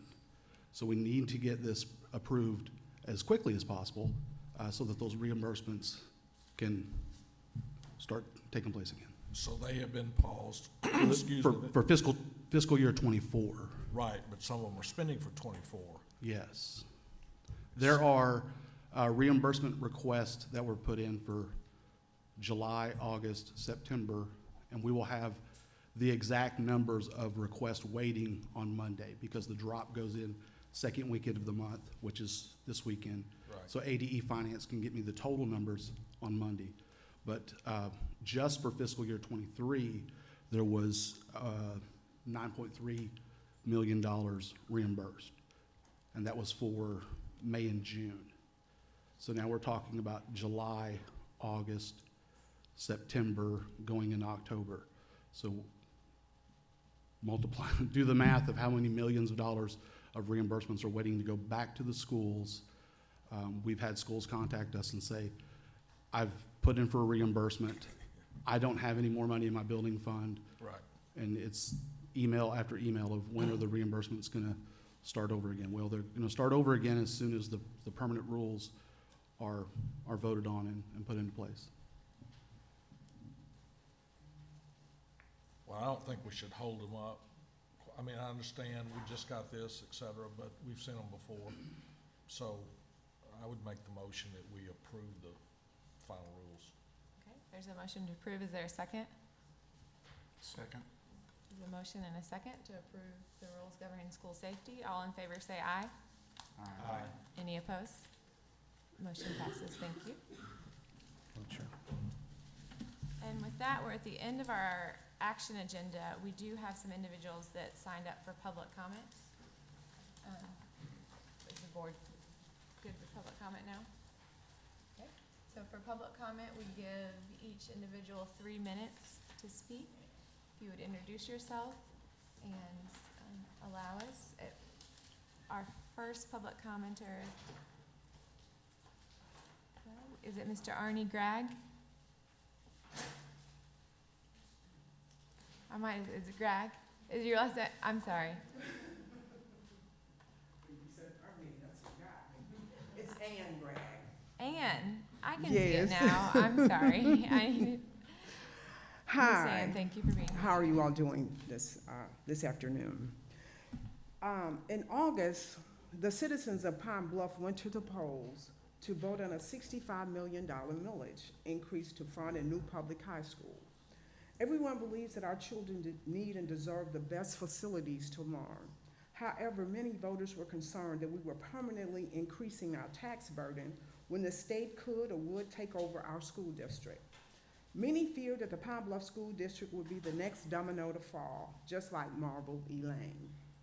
However, the millage passed, and to our surprise, the state returned local control to the school board in September, so we thought. Good afternoon now, Arkansas State Board members and Secretary Jacob Olivia. My name is Dr. Andronette Anderson Gregg, and I am the chairperson of the Education Committee of the Pine Bluff branch of the NAACP. However, today I'm speaking in my individual capacity as a concerned citizen. On September the 15th, a motion with a proposal to deny the Pine Bluff School District patrons the right of an elected board was passed. We feel that the state-appointed limited authority board agreement that they remain for consistency and continuity was an abuse of authority in that they were appointed and not elected by the stakeholders of the Pine Bluff School District. During the September the 15th board meeting, it was stated that there were 24 other Pine Bluff School District stakeholders interested in being on the limited authority board, but none was chosen. George Newton, the president and CEO of the Arkansas Learns, wrote an editorial in the Pine Bluff Commercial on Friday, September the 29th, stating that the only reasonable solution is for the State Board of Education to immediately expunge its vote and abide by the law. It could still return all power to the appointed board and then hold all new elections in 2024, as the filing deadline for school board elections in 2023 has passed. Then, with its own independent attorney, the state board should investigate how and why the ADE staff, in concert with the Arkansas School Board Association, put it, the Secretary of Education, and the state of Arkansas in such legal peril. Jacksonville North Pulaski School District elected 7 board members in one election in 2015. The Little Rock School District did the same. But on September the 15th, this will allow the Arkansas State Board of Education to keep the Pine Bluff School District under state authority with your appointed interim superintendent and your appointed limited authority board for 5 more years, thereby breaking the law. If laws are not to be followed, why make them? To be under full local control, the patrons and stakeholders of Pine Bluff must be able to elect their own board members in spring 2024, allowing the appointed board members to run as well. We support the immediate return to local control of the Pine Bluff School District. The Pine Bluff School District met the legal parameters of the return to local control. It met the exit criteria indicators under which the district was placed for physical distress and level 5 intensive support. However, we are concerned that the local decision-making authority of a locally elected board was not restored. One of the duties of the Pine Bluff branch of the NAACP Education Committee is to seek and to eliminate discriminatory practices in public education. Therefore, I believe the denial of an elected school board gives rise to discrimination against those 24 other Pine Bluff School District stakeholders that desire to be elected or selected school board members but were denied the opportunity. We ask that you reconsider, follow the law, and restore the right of the Pine Bluff School District to elect 7 new board members in spring 2024. Thank you for allowing me this time to come in. Thank you. Thank you. Next, we have Charlene Wright.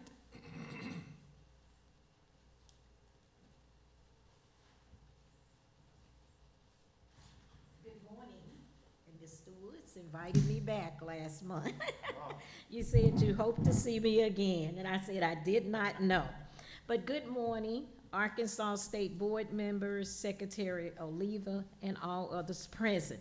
I am Charlene Wright, and I was looking across here, I saw some new faces, but that's okay too, you'll get used to me.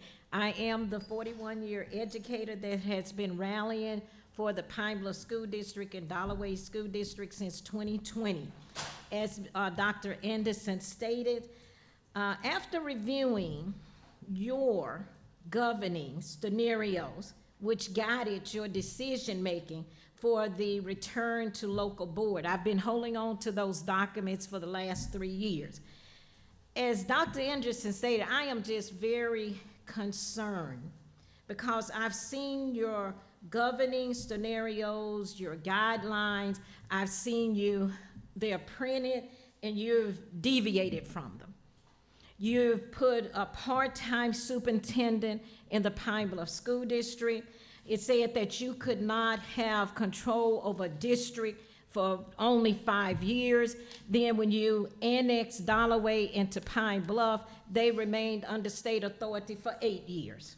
When I'm looking at what was handed to Pine, and I am totally for the return to local control of the Pine Bluff School District, because like I said, we've been following this, and I was very saddened to hear when the guy has left, one of the board members, I guess he's been replaced, when he asked twice prior to September, I think it was in August, he said, did Pine Bluff meet the criteria, academic criteria for level 5 intensive support? And it was finally answered no. He asked it again. And he said, and it was answered no again. That deeply disturbed me. And then it was said that the superintendent requested that we be under level 5 intensive support. And I took that very personal, being a 1975 graduate of the Pine Bluff High School. That's like my mother taking me to the court system and say, put her in jail for murder when I didn't commit murder. Then when we met level 5 exit criteria in 5 years, I'm taking it personal that it's double jeopardy. When you say you're gonna give us back complete control, that means giving us back our elected board. Then you allow the appointed, and I thank you, Mr. Woods, for your attempted motion last month. When the appointed board, your appointed board, made a proposal, that's a conflict of interest. We're asking that you restore back our right to an elected board for the sake of the community and the kids. We accepted your appointed board. You had 3 years to get it. It was piddle-paddle with a strategic planning committee. We're asking now, we deserve to build the rapport, the stability back into the, because I was part of the committee that helped to select those, or to solicit the appointed board members. So I know who was part of them. And you had some other very reputable, credible 24 that could also be elected board. We're not, if they want to run again, let the appointed board run and campaign again. But the community deserves that right. We're in a democracy, not a consistency, and whether it's what's best that the appointed board wants. We want an appointed board in our elected board, in our community, so we can move beyond state authority. Because I'm looking at what you did to Dollaway, you kept them 8 years. With you electing over the next 3 or 4 years, guess what? We're still under state authority with a state-appointed superintendent. We're asking you again to give us back our right to elect our board in the Pine Bluff School District. We appreciate you giving back local control, but that's not complete. I appreciate you. And if Mr. Wood asks me again, I might come back again. Thank you for allowing me to have comment again. They looking at you, Mr. Wood, say, why did you do that again? I appreciate you. Thank you. Next we have Julius Wright.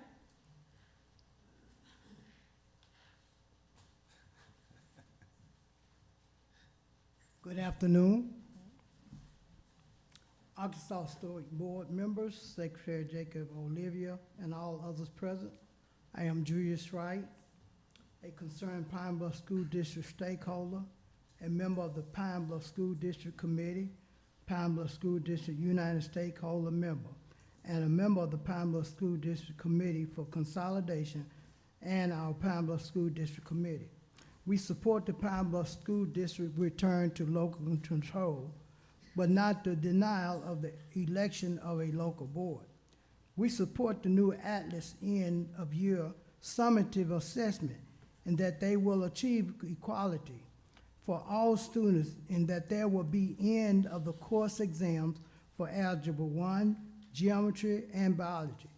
This is significant in that all students will be assessed on their current subject content. This will impact the achievement rate of the Pine Bluff School District students as well as all students in the state of Arkansas. The 9th and 10th grade students enrolled in Algebra 1, Geometry, and Biology for the past 7 years were not assessed in their current content areas. This will equalize the achievement of the ESSA report grade of the Pine Bluff School Districts, as well as all Arkansas students in 8th, 9th, and 10th grade in Algebra 1, Geometry, and Biology. We are concerned if the Atlas Test Bank is fully operational and promise in that it will enable all students to be prepared for their summative assessment in the first 9 weeks of school.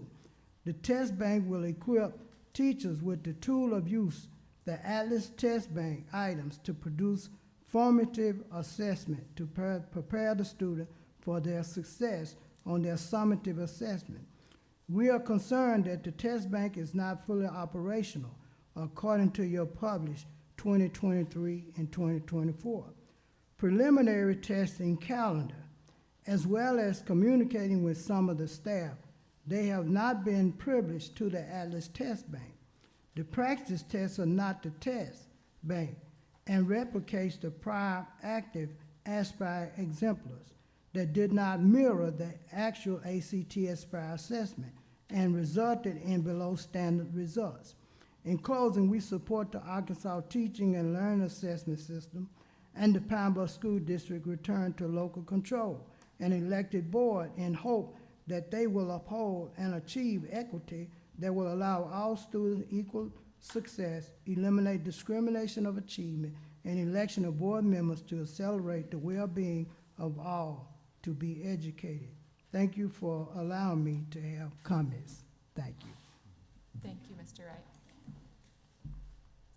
That's all on our list. Was there anyone else signed up? No, Mr. Rhodes. Okay, thank you. So that comes to the end of that. Next is our consent agenda. Board members, have you reviewed the consent agenda? Is there any items that you'd like to pull?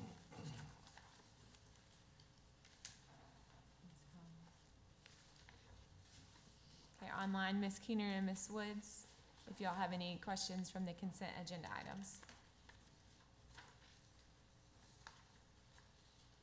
No.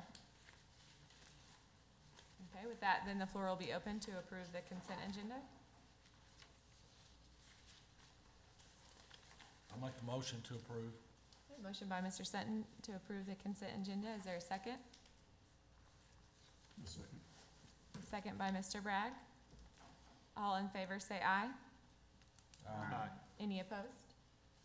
Motion is passed. Thank you. With that, we have come down to reports. Do we need a break, or are we good to go through? What do we have to do? Keep going? Do we need a break? Power through. Power through. Let's go. Board liaison reports are first.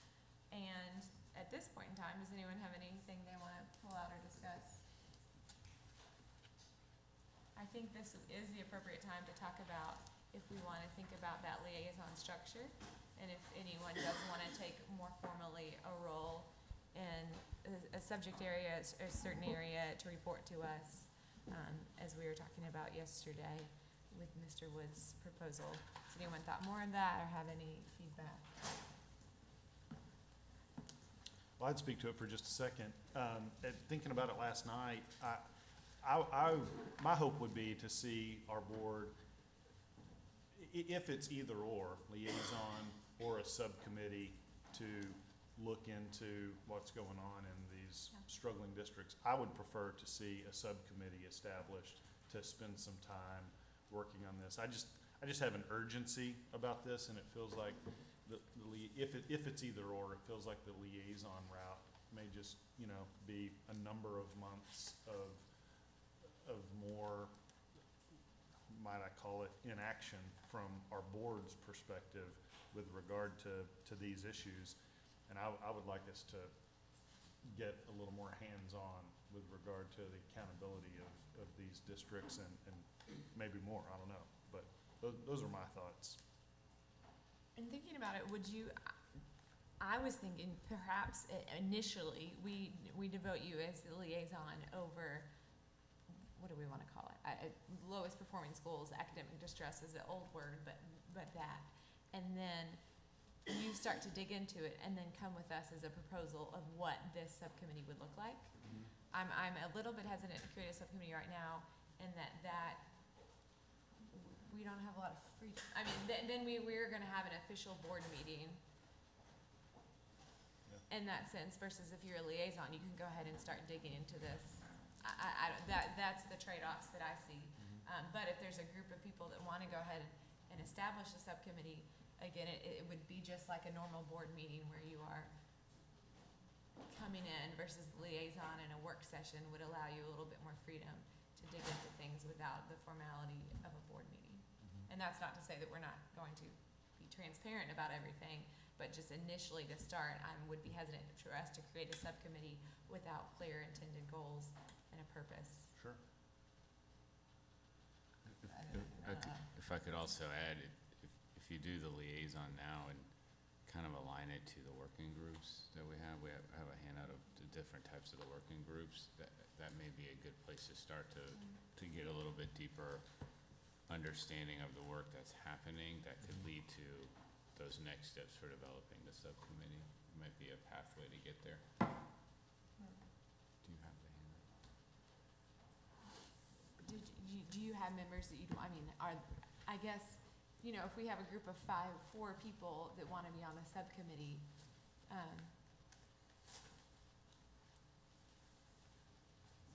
the trade-off of that. This is what? The working groups. And who's on them? It's a list of the different work groups. So this is each of the working groups that was established with their subcommittees and the members on each of those subcommittees.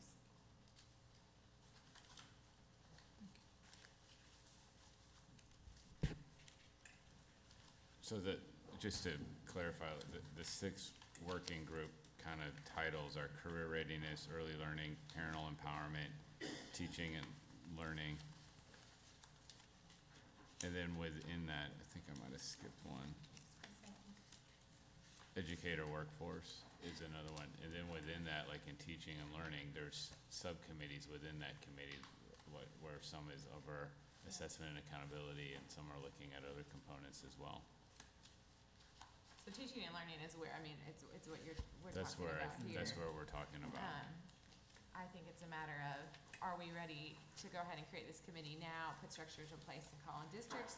Do we want to dig into what they're doing, give a little bit of time, and then come back and decide what avenue do we want to push on for districts? So in the teaching and learning work group, there's 3 subcommittees in that work group. One is accountability, one is assessment, and one is literacy. So what's the point of the working group? What are they, broadly, what are they doing? Ultimately, they're going through all of the LEARNS legislation. Those are the 6 kind of themes with the work groups that we've identified that are gonna have to develop and promulgate rules around. So they're going through the legislation, looking at our current rules, looking at best practices, doing their research, and then looking at possible Secretary, recommendations. I'm sorry, that we could you could bring pull the to mic board. closer to you? I'm just really interested in your response and I can't hear you. Sorry. Thank you. Is that a little That's better? Yeah, thank you. Once the LEARNS bill was signed into law, we made a commitment to the community, the legislative delegation, the stakeholders, that we were gonna develop the rule promulgating process through a clear and transparent manner. We've established that LEARNS portal. We put these work groups together. We put out a statewide call for anybody to volunteer to be an expert on providing and soliciting feedback and be a liaison with our agency. We had over 1,000 people respond. This is the list of who has actually been diligently working through the legislation and looking at draft rule possibilities on the next steps that we would include and bring to this state board. Are these limited duration work groups? Do you expect them to expire when the board approves the rules they're working on, or? I think it depends on the task. Some of this work, I think you're always going through a continuous cycle of improvement. So we want to lean on our experts and work groups. And this is above and beyond some of the established groups that the state already liaisons with. So when we look at the TLCs, the teaching and learning coordinators from all the districts, we still work with them. We still do professional development. These were specialized task work groups that we identified to work for a specific purpose. Most of these people wear dual hats as well, but this could be a platform that we keep ongoing with so that we have a connection with school districts. And this is actually even just more than the school districts. There's parents that are involved. There's other organizations across the spectrum.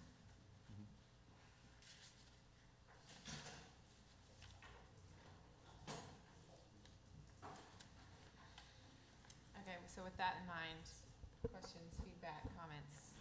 What do you think? I'm happy to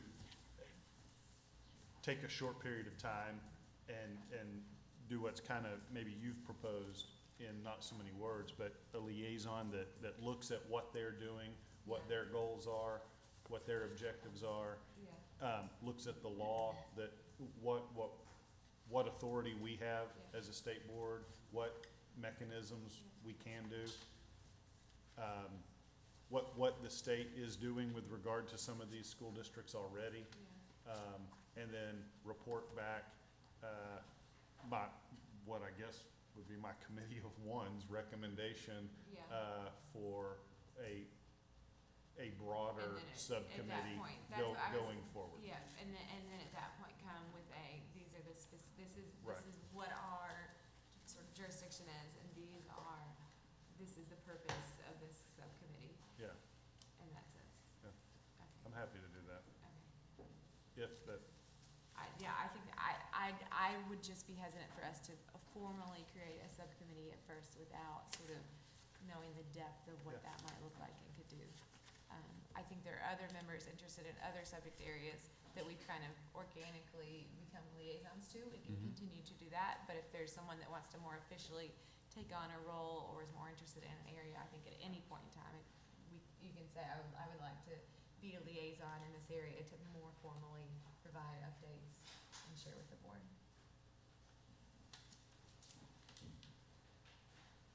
Adrian, did you have anything, or Lee, did y'all want to say around that?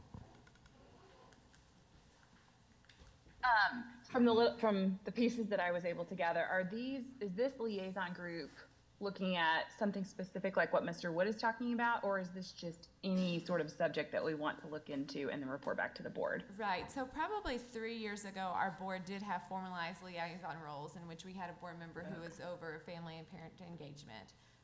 We had a board member work with the HR division, and they would come and report monthly or every so often on updates on what they were doing in that area. That kind of fell on the side, and we all, organically have our different subject areas that we dive into more and report on more. This is a time, though, if there was a process that you wanted to be more formally working in one area, you could sort of take that on and dig in further with the department in that. Well, I will say I had talked early on about being like part of the parental empowerment group specifically as it related to LEARNS, because I had gotten a lot of questions about that early on. And I know I had one meeting, I think it was, with the parental empowerment team before like the working groups were even formed. And then I had followed up a couple different times about either sitting in on an EFA like working session or at least watching a recording. And I have gone through pretty specifically on the website all the documents that were uploaded. But I know as we keep having rules come in and I keep getting questions just offhand in the area that I'm at, I would love to tackle that, especially as it gets broader next year and then a full rollout into 2025. But I don't know the accurate place for that. And I also don't want to keep being the annoying person that keeps asking like, hey, can I get involved with this? And then getting no response. So you tell me where to go and I will be there. Yeah, I think that makes total sense. I think that if that's an area that you want to dig in deeper to and you want to more formally take that on, I mean, unless a board member, we can have two board members, though you can't meet together, but Sure. to take on a subject area and work more closely right now with that working group and then longer term with that division as they're doing that work. I think that's great. Well, I just look at stuff like the rules today that we had come out, and while I have been following it, I can see why there's questions. And so early on, I had spoken to Daryl, and I just said, hey, I'm happy to be that board person that's like, here's the new set of rules, here's what they've talked about, to try and like smooth sail it through when it comes to the board, since we are ultimately responsible for everything. Yes. And I just keep seeing this kind of issue pop up as we get more rules, new rules are coming in, public comments going, they're all working together. And so that would be a specific area that I'd be very interested in helping with. Yes, and I think in the past, that has sort of been one of the main purposes of liaison, is to be more updated than other board members on certain subject areas, and then sort of relay that information on as updates come along or as votes that need to be made are doing so. And I don't think we have to take any particular vote on this. I mean, if the two of you at this point in time say this is what we're going to do, we move forward with that, and then if other board members over time have a different, whether work group or subject area they want to touch on, bring it up during this time, and we'll go from there. Definitely. Okay, any more thoughts, questions on that? Okay, then let's move to Ms. Salam's Teacher of the Year report.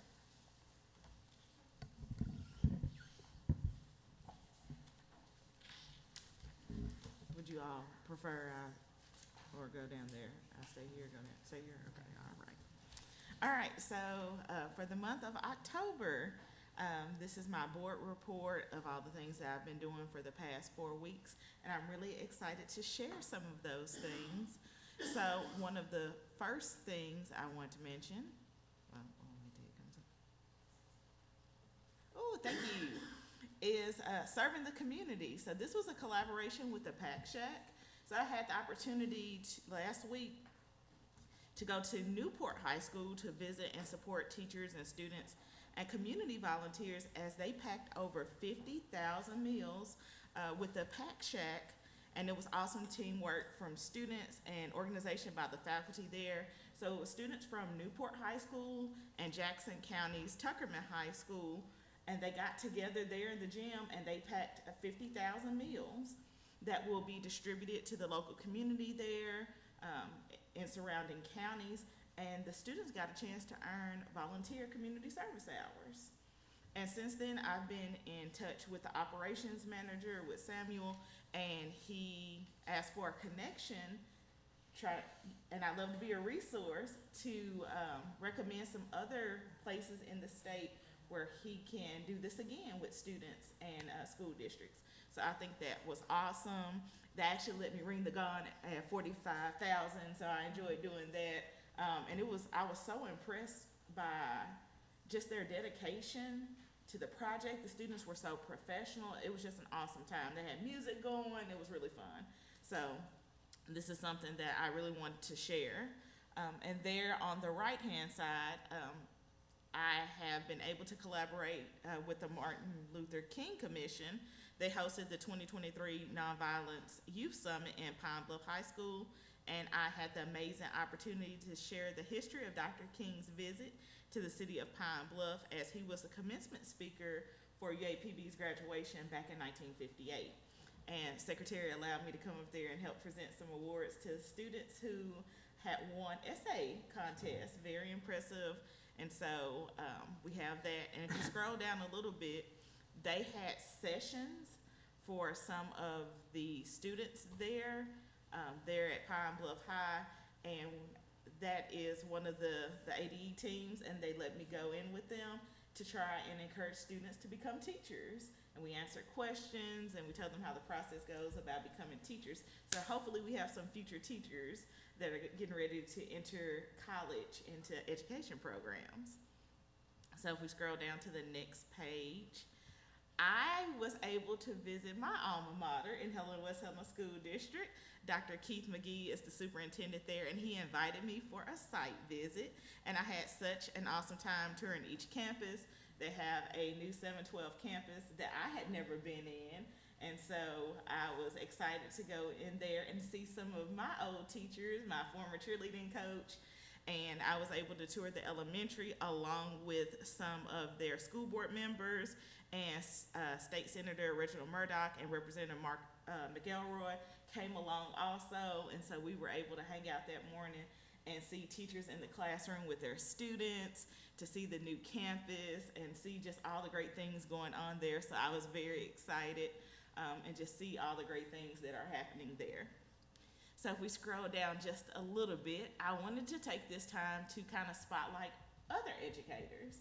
And so there I have a selfie with Brent Harris. He is a 35-year educator in Helen-West Helen School District, and he was my art teacher in high school, and I got a chance, somehow I finagled my way into gifted and talented art with him. And the next picture is Olympia Atkinson, who is in her internship. She's at the MAT program at Henderson State University, and her first day in the classroom, I was able to go in there and check on her because she has some of my former students, so I wanted to go in there and just be supportive as she finishes this journey. And then that face probably looks familiar because that is Mrs. Eloise Shorter, and she was a 2023 A-Toys semifinalist with me, and she's there at Pine Bluff High School, so I got a chance to check in with her. To the right, as we all know, National Hispanic Heritage Month is celebrated from September 15th to October 15th annually, and I've had the opportunity to volunteer at several events around Central Arkansas. Several schools have hosted events for students, family, and staff to just kind of celebrate together. So I've been really encouraged to go into schools when they're doing different events, and I just love being able to support them and celebrate with them. And the students and faculty all across the state are just so amazing. They're doing some incredible things with our students every single day, and I love being able to showcase that. So that's my board report for the month of October. Thank you. Awesome, thank you. Questions? Thank you for sharing. It's awesome for us to be able to learn so much from you and see, especially as you're able to go out across the state more. So thank you for sharing every month. I love sharing. The Teacher of the Year has the best job. Yeah, that really is. Yes, I'm so excited to be able to be a resource, to be able to see what other great things are going on in our communities, in our schools, and really, like, we have such great children, such amazing educators, community members who really just want to see our kids grow and succeed in life, and I love being able to see that on a day-to-day basis. That's awesome. Thank you. Next. So, Here's your board. sure, so for the commissioner report update, I'm gonna kind of split it into two, and first part, I wanna just do a little bit of an update on where we're at with the alternative learning environment, that we've been monitoring and supporting throughout the state. It's been a topic of this board, so I wanna do a little bit of overview of what are some of our requirements and where are we at as we've progressed through this school year. And then I'll close it out with some of the highlights that we've been working on throughout the state as well. So if it's okay with the board, I'd like to call Stacy Smith up to do a little bit of an overview on where we are with our ALE schools, our programs. So this will be quick. I just want to give you a quick overview of ALE requirements. So every school district in the state is required to provide at least one or more alternative learning environment. The district may operate it on their own. They may have a consortium with one or more other districts. They may partner with an educational service cooperative, or they can actually even partner with a higher ed institution or a technical education college. The goal of an ALE is it's not supposed to be punitive. And that's where I think the messaging gets off, that this is something that you send kids who are in trouble. And it's not supposed to be that. It's supposed to be a supportive environment for kids who are struggling for various reasons, all right? It's supposed to be a program and not a place. So when you think about intervention services that are supposed to be provided to students who qualify for an ALE, they're supposed to be having that school counselor, mental health, nurse access, support services that are equivalent to what students would have in a general ed classroom. So a lot of your districts who have their ALEs are still on the main campus, and those that are doing consortiums have a lead district who are still providing these additional wraparound services. Placement, for a student to be placed in an ALE, they have to have at least 2 or more of these specific things that are listed here. And so this is where it gets into, a lot of times people think of ALE as just your behavior students, right? People are tired of dealing with you, so you're moving on. But that's not necessarily the case, especially when you get into the high school. You start seeing issues where you have a student who's working full-time, or you have a teenage mom who's also working and also a mother. And so they're looking at an alternative environment, an alternative educational option for her to be able to meet her needs, but she's also needing wraparound services. So when you look at this list, it varies. It's not just all about behavior, but you have to show at least 2 or more. The placement team, for a student to be placed in an ALE, you have to have a school counselor, an administrator, and you have to have 1 or more regular ed teachers that have had experience with that child. If applicable, their LEA supervisor and 504 coordinator. Parents and guardians are to be notified and can participate in the placement. ALE administrator and the teacher of where the child is going, and if appropriate, the student. Student action plans are required for every student that is placed, and in those student action plans, there should be some type of assessment that is done for that student upon entering an ALE. The student action plan itself should be able to plan intervention services to address the educational needs that were indicated upon the assessment. There should be goals and objectives in a student action plan about what's necessary for that child to achieve to meet their goals and be reintegrated back into their regular classrooms. Exit criteria, and then documentation of whatever were the indicators that got that student placed in there. There should be documentation of that, and there should be programming needs met to address those. So if it was something with like a single parenting and work, the services should go towards that. The help and the assistance wrap around meets those needs. Requirements, this is where we've kind of had a lot of questions this last year. ALE personnel are to meet licensure requirements. And they have to have ratio pieces. For kindergarten through 6th grade, the ratio is 1 to 10 unless there's a para. It can move up to 12. For grades 7 through 12, the ratio is 1 to 15, 18 with the para. And if you have some type of hybrid system, and this is only in 9th and 12th grade, and that's where, again, you get into those scenarios of students who are on the verge of dropping out, and they're putting them in an ALE system trying to keep them in there. But those students have to attend at least 50% of the time on campus, but they may also have a digital option going there as well. But you still have to have that ratio of 1 to 30, but you can't get over that 15 of the number of kids on site, okay? Hybrid is a different funding formula. It's half the amount of the money that you receive in the other 2 scenarios. So some of the questions last year that we had to do with our monitoring and how that works. School districts are required to submit an application for how they're going to operate their ALE program once every 3 years. Those are approved. We provide technical assistance and monitoring on a 3-year basis as well. Upon a monitoring, we interview staff.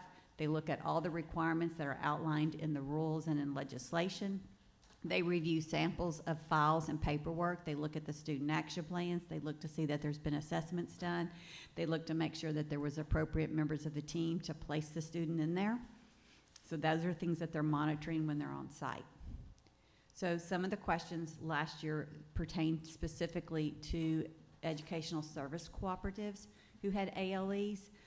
Our team this year for the 23-24 school year made it a priority to go and visit those sites. The Archford Educational Cooperative pared their sites down to a 5. They partnered with Dawson, and Dawson took on some of the ALEs that they had previously done. So right now, Archford has 5 sites, and they're serving 16 districts in those 5 sites.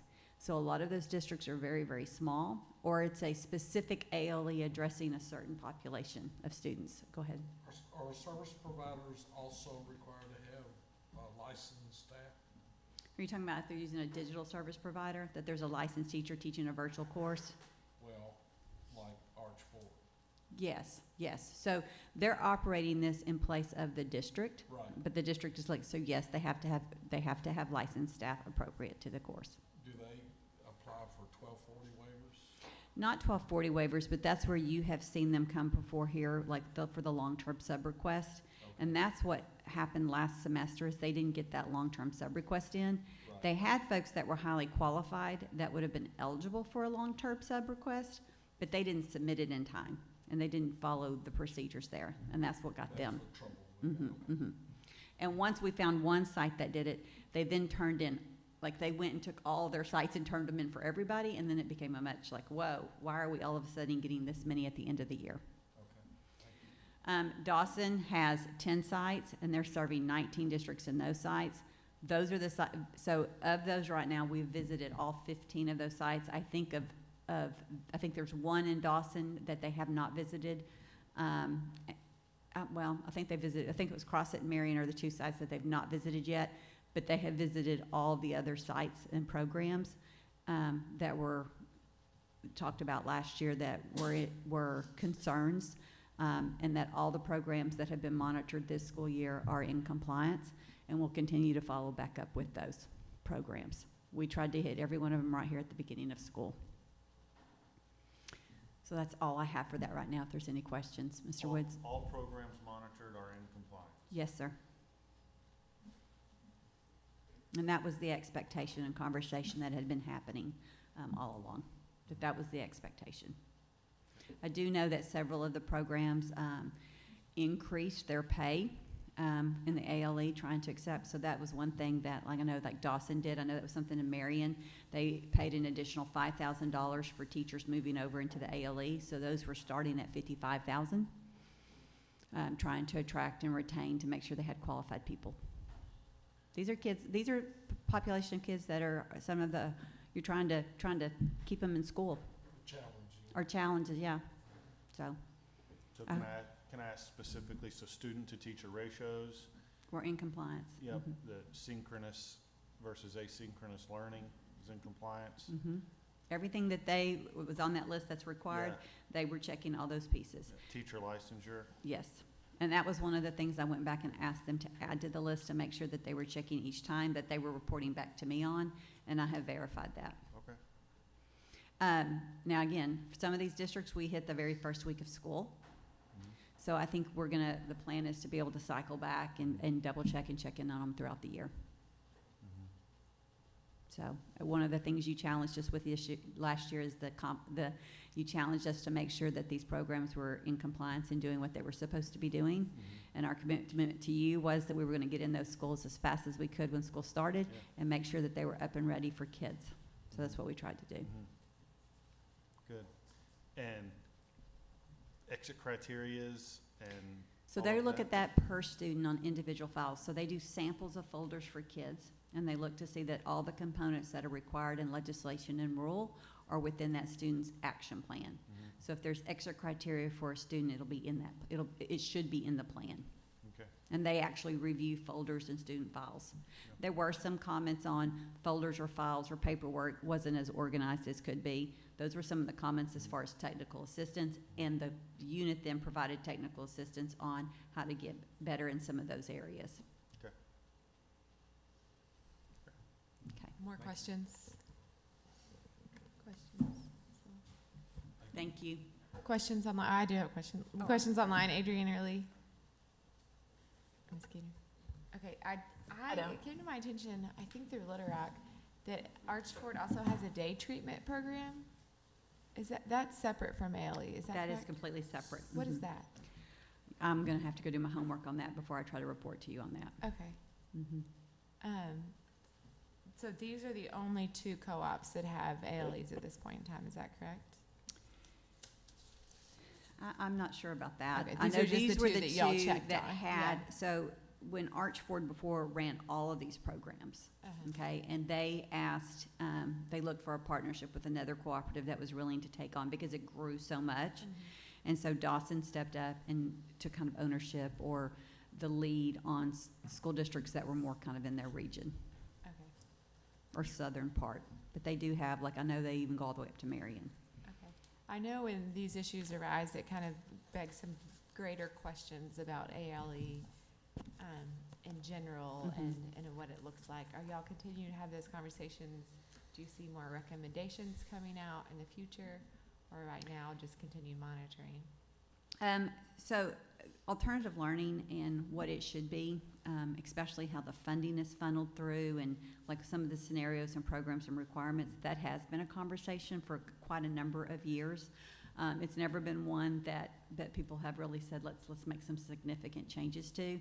I do know that we do have folks who are interested in that conversation. I would look forward to some changes here in the next couple of years.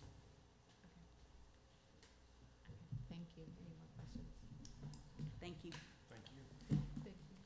So for the kind of final part of my update, I think it's lots of wonderful things happening all throughout the state in supporting learning, and got some announcements that I want to highlight in K-12, but I also want to make sure the board knows that we've done a lot of work to support the transition with our early learning folks from other agencies to become onboarded and part of our agency. So if the board thinks it's a good idea, my thinking as we kind of do the new board orientation themed workshops is to kind of do an update on where we are with early learning and some of the work that's happening with that, and what does that mean for early learning to come in and be a part of our agency, and what is that timeline and what does that transition look like. And there's lots of wonderful things happening there, but then there's also going to be some decision points like we talked about with accountability. At some point we're going to be adopting new rules and having new definitions and having new expectations. So I'd like to kind of do that, and Dr. Warden and I on kind of the higher education side of things have been visiting with a lot of the college presidents, the university presidents. We've met with all the deans, even in the education department. So recently, since the last board meeting, an update to just talk about what are some of those ideas that we can make that transition from K-12 to post-secondary attainment more attainable and more seamless, and kind of support that transition. But also, we recognize a couple of our principals that demonstrated their commitment to honing in their craft of being strong leaders, and we even recognized one of our fellow teachers of the year. Capri did a wonderful job, and she even highlighted some of the events in her newsletter that we did together even this month. But a couple other announcements, and some of our board members were able to participate, is that we want to celebrate is Arkansas received 3 Milken Award winners this year, and I think, Carly may correct me if I'm wrong, that's the only time that we've ever, in the history of the Milken Foundation supporting teaching and learning, has Arkansas ever received 3 award winners. And so when I tell you that this was a big deal for our state, it was a big deal for these educators and these school districts. It was even kind of elevated to such a level that Lyle Milken himself even came with us to make these announcements and these awards, because they're so excited about some of the wonderful things that they're learning and hearing about in the state of Arkansas, and our commitment as a board and as a state and an agency to improve learning. So we visited three school districts. The first one you can see is Michael Tappy, who is in a middle school in Springdale and does a lot of I think it was math and STEM and computer science. And in fact, he was able to coach a team to world championships last year, and is just really making a difference for that community and the students in their lives. So we were excited to recognize him and celebrate his successes.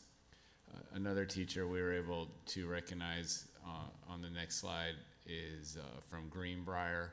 And we were able to recognize Ashley Post. And if you've never been to a Milken Award winner presentation or announcement, I think what's great about it is that nobody knows why we're there. And typically we have some sort of assembly, and we have all the students there and start kind of telling the history about the program. And then once the students start realizing that we're talking about a teacher in the audience, what gets me excited is when the students start looking to the teacher and saying, I bet it's you, I bet it's you. And all 3 of these incidences, the students were pointing at the teacher that was going to get this award, because they knew we were talking about their teacher. So that just shows you the impact and difference these teachers make. So we're really excited. We even heard from the superintendent in Greenbrier today. So lots of wonderful things happening in there. And the third one that we visited was from Mayflower, and I might be a little biased. He's a former bowling coach. He's not coaching bowling this year, so I'm a little disappointed in that, but he was the bowling coach, but he coaches a lot of other sports and teaches social studies and civics, I believe, was Andrew Harrison over in Mayflower. So and those are those special stories too, is he's even a graduate from the school district. So you love hearing these stories about former students that are going back to become educators and really are just making a difference in their community. So we were excited to be able to make those announcements and celebrate those successes. Then the next slide, we met Bo McAllister this morning, and he reminded me, because it was interestingly enough, the school knew why we were coming, but obviously the teacher didn't know why we were coming. We were able to meet the teacher and be in front of the students and in the classroom, and it was kind of interesting because all of the students were wearing pajamas. So that was kind of like an interesting theme, and we had learned that we came during homecoming week, and that was the theme of the day. So when I was talking to them today, I was like, well, how did homecoming week wrap up? And they're like, well, we're leaving now to go to the parade. The game's tonight. And I was like, that was this week that I was there? That's how fast these days are going by. So like, it didn't even dawn on me. We were really ready, earlier this week, but now he gets to be in the homecoming parade. So we're really proud of him, and being able to celebrate our future educator of the year. He's well-deserved, makes a wonderful impact on the students, and has a wonderful story to share. We also participated in, or even this week, in some Right to Read kind of community events where there's a documentary, and in fact, we were able to kind of put on social media that they made it available for any Arkansan to watch for free on the Right to Read, and it's about really doubling down on the science of reading, which this board has been committed to, our state has been committed to, in making sure that every student and teacher has access to high quality evidence-based materials, and students are being taught explicit instruction in those foundational years of phonics and phonemic awareness. And so we were able to participate. LeVar Burton on the bottom there, if you don't remember, he was the host of Reading Rainbow and was on Star Trek, and he's one of the executive producers of the film, and he was able to come and meet with we did a little panel fireside discussion with a lot of interested folks and legislative delegation about celebrating the work we did with LEARNS, because LEARNS was really about doubling down on the science of reading and making sure that we have the tools necessary to implement with fidelity, and I was able to do a panel discussion. On the left was the executive producer of the film, and on the right was Kareem Reaver, who the movie's about. So being able to have these kinds of community conversations about literacy, I think is something that's exciting, and that we need to celebrate. The next slide. Where can we see that documentary? We had the link posted, but I think it expired last night, so we might have to, we'll follow up and figure out how we can get it. It's well worth the watch, and it's interesting that even in today's society that there's these reading wars is the term that I'll use on the approaches to teaching literacy, and I think the state has definitely got it right by saying we're going to focus on those evidence-based science of reading approaches, and that's what we're going to do. And there's no debate or controversy here. We've made that commitment. Unfortunately, it's not like that in every other state, which is why there's some of these efforts. So Capri mentioned some of the exciting things that were happening in Newport. So we were able to bring a team. And if you remember, part of LEARNS requires students to start working towards community service hours, to be connected to their community, help them become more involved and better citizens. So we actually have a little video that we were able to capture of that day. But before we play that, I also want to highlight, I know we talked a little bit about kind of the parental empowerment, and Member Woods is going to definitely be our liaison to get more involved with that component. But something that I think is really exciting, and I'm glad that Dr. Daryl Smith is here, who's done a fantastic job really putting this program together and putting into fruition. If you look at the timelines that he had to work under through this summer, from the passage and signage of the law and being able to build this program so students and families can participate, it truly is remarkable, the work that him and his team have done. But there's a different organizations, different groups always rank states and give them grades on how they're doing with different categories and different parts. And there's a policy group by the name of ALEC that recently released a report card on states of every state 1 through 50 and gave them a grade on how they support parental empowerment. And it's a new report card that they put out for the first time this year, but the metrics they've used have been in similar reports that they've given our states grades for. And historically, Arkansas has gotten about C grades and been ranked probably in the middle of the pack. But this report that just came out 2 weeks ago, because of the great work of the parent empowerment team, because of the great vision and the support of the legislator with our governor in empowering parents, I'm really happy to report to this board that Arkansas received an A grade and was ranked number 2 in the nation. So there's a lot to celebrate around the work and the decisions that we're making and putting them into action. We're starting to see that investment pay off. So one of the other parts of LEARNS is with the community service, and the comms team was able to participate in an event. We were actually in Newport School District learning about other initiatives and priorities, some of the things that they were doing around CTE. And then they had mentioned that they were getting ready to do a school-wide community service day, and we were like, we're coming back for this. So we were able to go back and see it in action, so I wanted to share this with the board. I thought it was very well done.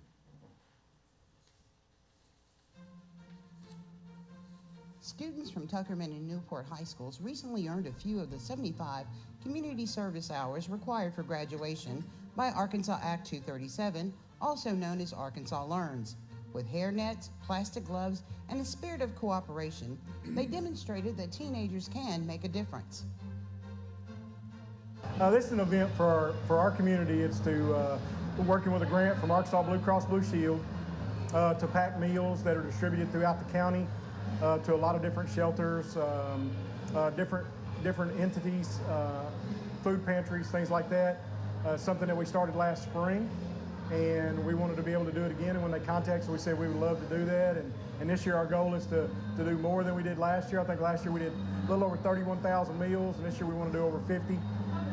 So we got about 3 hours to get about 50,000 meals packed. Kaylee Geist, a junior at Tuckerman High School, explained what she gained from the day. This is helping me, one, just get community service hours for everything that we need, but also helping me reach others in my community who are in need, and helping me get that sense of that feeling that you get whenever you get to help others and you get to see others succeed. Alex Charity, a Newport High School senior, explained why the community service project is important to him. Being able to do this in Newport is just amazing because we're at a 20% food insecurity rate in Jackson County, and knowing that I'm going to be able to do this and benefit people somehow, it's really one of the best feelings. I mean, within 30 miles of everybody, you probably have like a nursing home or something. That's where I started out with community service when I was younger. So just anything like that, it's easy to get into it, and really doing stuff like this kind of brings a smile on other people's faces, and that kind of makes you happy. Well, I mean, there are always going to be opportunities for community service events, and you know, that's our job as a school with this requirement, is to try to figure out ways to get our kids involved. And it doesn't just have to come through us. I mean, we can document things that our kids do, and I think the state's willing to work on that. The biggest thing about it is the community service learning part of it is understanding what it is to give back, and the things that you get out of the events that you do, and the acts of community service. And so that's our job as a school, to try to create as many of those opportunities as possible. But we know from talking to Secretary Oliva, the state's going to work with us, and we've got kids that, you know, are in times when they may need some help in those areas. But our job is to try to figure out ways to do that, whether it's, you know, just through school or even on individual opportunities. I thought that was a pretty neat little video. So thank you. That concludes my report. Good stuff. That's great. Awesome. Well, with that, any more reports? Anything from board members? Okay. Then we are adjourned for today. Thank you all. We do have food on. There's lunch on the second floor.